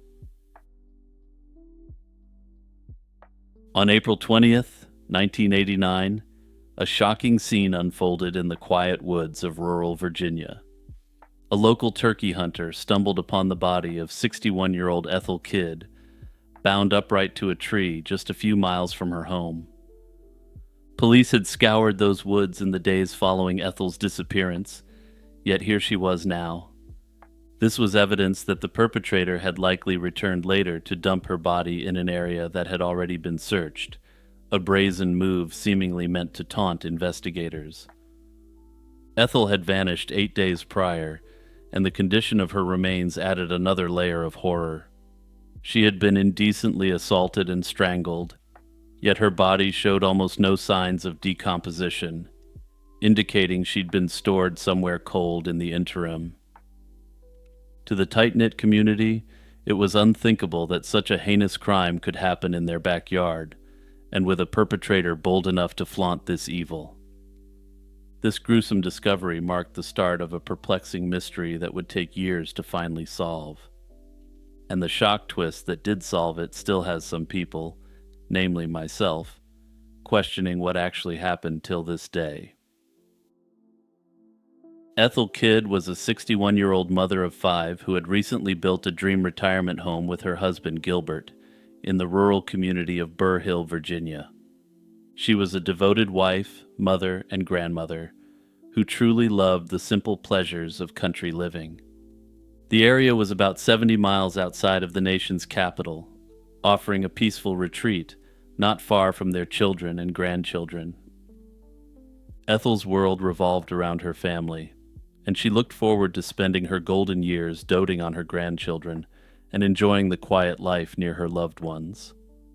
Unfortunately, those plans would be cut short in the most devastating way imaginable. April 12th, 1989 began like any other day for Ethel. She spent the morning visiting her daughter, who lived just up the road, and returned home around 2 o'clock that afternoon. A neighbor later recalled seeing her stopping to check her mailbox at the roadside at around that time. Ethel's husband was out of town on business that day, but nothing seemed amiss that afternoon as she settled back in at home. The next morning, however, Ethel failed to show up for her routine coffee visit with her daughter, and repeated phone calls to her house went unanswered. By 9:30 on the morning of April 13th, Ethel's worried son-in-law arrived at her property to check on her. He found Ethel's car parked in the driveway and the front door left unlocked, which was alarming, since Ethel was known to keep her doors secured. Lying in the grass was a map, oddly out of place, as if dropped or discarded by someone passing through. Inside the house, everything was normal and undisturbed, and there were no signs of a struggle, and no sign of Ethel herself. Concerned family and neighbors alerted authorities, and police quickly organized extensive searches of the surrounding fields and woods. Yet the initial search turned up nothing, and Ethel Kidd had seemingly vanished without a trace. Investigators ended up picking up that oddly out-of-place map, and what they found in it was shocking. They found motel stationery tucked in it, with disturbingly suggestive phrases scribbled on it, in completely indistinct, normal-looking handwriting. And keep in mind my specific phrasing here, because it'll be important as we go forward in this case and analyze the shocking twist that cracked it wide open. They suspected the perpetrator had been using these phrases to proposition strangers along the highway. This bizarre collection of notes and plans was immediately recognized as a critical piece of evidence. The list written by the perp laid out steps for the crime in an eerily matter-of-fact way, including preparations for a disguise, obtaining a fake identity, and selecting a location. Further, there was also a cryptic notation saying HCTPSG, short forms thought to mean handcuffs, tape, and surgical gloves by the investigators. Besides the map and its creepy contents, forensic examiners noted a few other clues. The cord used to tie Ethel was a type of heavy drapery cord only found in hotels and hospitals, not the kind of rope available at a local store. Additionally, microscopic fibers on Ethel's clothing were consistent with the upholstery from a 1970s model Chrysler car. All of these clues painted a picture of a calculated predator who had put considerable thought into the crime, but who had likely unknowingly left significant clues behind. However, despite having this intriguing evidence, investigators still didn't know who they were looking for. Unbeknownst to the perp, the evidence he left behind would eventually provide the key to catching him. In the months and years that followed, authorities chased down numerous leads, but struggled to pinpoint the person responsible. Criminal profilers believed that the attacker was likely an opportunistic predator. A profile determined that he was probably a white male in his 30s or 40s who traveled for work, stayed in motels, and prowled rural highways looking for victims. The brazenness of the crime and the suggestive phrases hinted that he might have approached other women before, escaping unnoticed. At one point, a regional task force even examined whether Ethel's abduction and slaying might be connected to a string of similar unsolved cases in Virginia. But ultimately, no solid link or suspect emerged, and the serial offender theory was put aside. By the early 1990s, despite exhaustive efforts, the case of Ethel Kidd had gone cold, leaving her family devastated and the community on edge. In a bid to revive the investigation, authorities even sought help from the media. Ethel's story was featured on an episode of Unsolved Mysteries in late 1991, but no useful tips came from that initial broadcast. But as I've mentioned before on this channel, a segment on Unsolved Mysteries often paid dividends over time, and reruns were seen by tens of millions of people over the years. In 1995, 6 years after Ethel's slaying, an unexpected breakthrough finally came in the form of that Unsolved Mysteries dividend.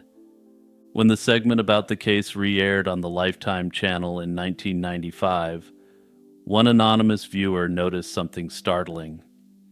This anonymous tipster phoned the Unsolved Mysteries hotline to report that the strange handwriting in the perpetrator's list looked eerily familiar. According to this caller, it belonged to a man named Edward Beverly, who had once lived in the Burr Hill area. According to the tipster, this individual had abruptly moved away shortly after Ethel's death. Now I've just got to jump in here and say that I've always been skeptical of the handwriting angle in this case. It feels far too flimsy to hinge a breakthrough on, especially when people often see what they want to see in handwriting samples. A list written by the perpetrator could easily have traits that overlap with dozens of people in a small community. What strikes me more is the possibility that the anonymous tipster wasn't really relying on handwriting at all. Maybe they already suspected Edward Beverly, but used the handwriting as a safe excuse to bring his name forward without outing themselves as someone with inside knowledge. In that sense, the handwriting was more of a smokescreen used as a way to pass along a name without getting too close. I can't help but wonder if the so-called anonymous tipster wasn't some random viewer at all, but maybe a cop or someone nudged along by one. It's entirely possible an officer who already suspected Edward Beverly wanted a way to push his hunch to the forefront of the investigation. Getting a quote-unquote credible tip from the public would give them cover. But that's just complete speculation on my part, and it's always possible that someone anonymous did indeed recognize Beverly's writing. Acting immediately on this tip, investigators dug into Beverly's background and discovered a telling coincidence. At that very moment, Beverly was sitting in a Tennessee prison, serving time for an armed robbery conviction. He was 51 years old and had previously resided in Ethel's community around the time of the attack. Once Beverly was on law enforcement's radar, the evidence against him mounted swiftly. Handwriting experts confirmed that the scrawled to-do list found in the map was indeed written in Beverly's hand. Not long after, DNA testing conclusively matched Beverly to the biological evidence from the indecent assault on Ethel. His fingerprints likewise matched latent prints lifted from some of the crime scene items. In a final damning twist, 2 of Beverly's own nephews came forward to identify the recovered map as the very one their uncle always kept in his car. Investigators believe that on April 12, 1989, Beverly spotted Ethel working in her yard and seized the opportunity to approach her under false pretenses. He likely pretended to be lost and asked for directions with the map in hand as a prop, taking advantage of Ethel's good nature towards a stranger in need. With the tip and the forensic evidence now connecting all the dots, Virginia authorities charged Beverly before he could be released from his Tennessee prison term. Beverly was extradited back to Virginia to face trial, and nearly a decade after Ethel's life was taken, a jury found him guilty of her slaying and related charges. In 1998, he was sentenced to multiple life terms in prison, 3 life sentences, ensuring that this violent predator would never walk free again. Beverly would ultimately perish behind bars from cancer in 2008 while serving out his life sentences. He never expressed any remorse for his actions, despite being found guilty, and maintained his innocence against all conceivable evidence.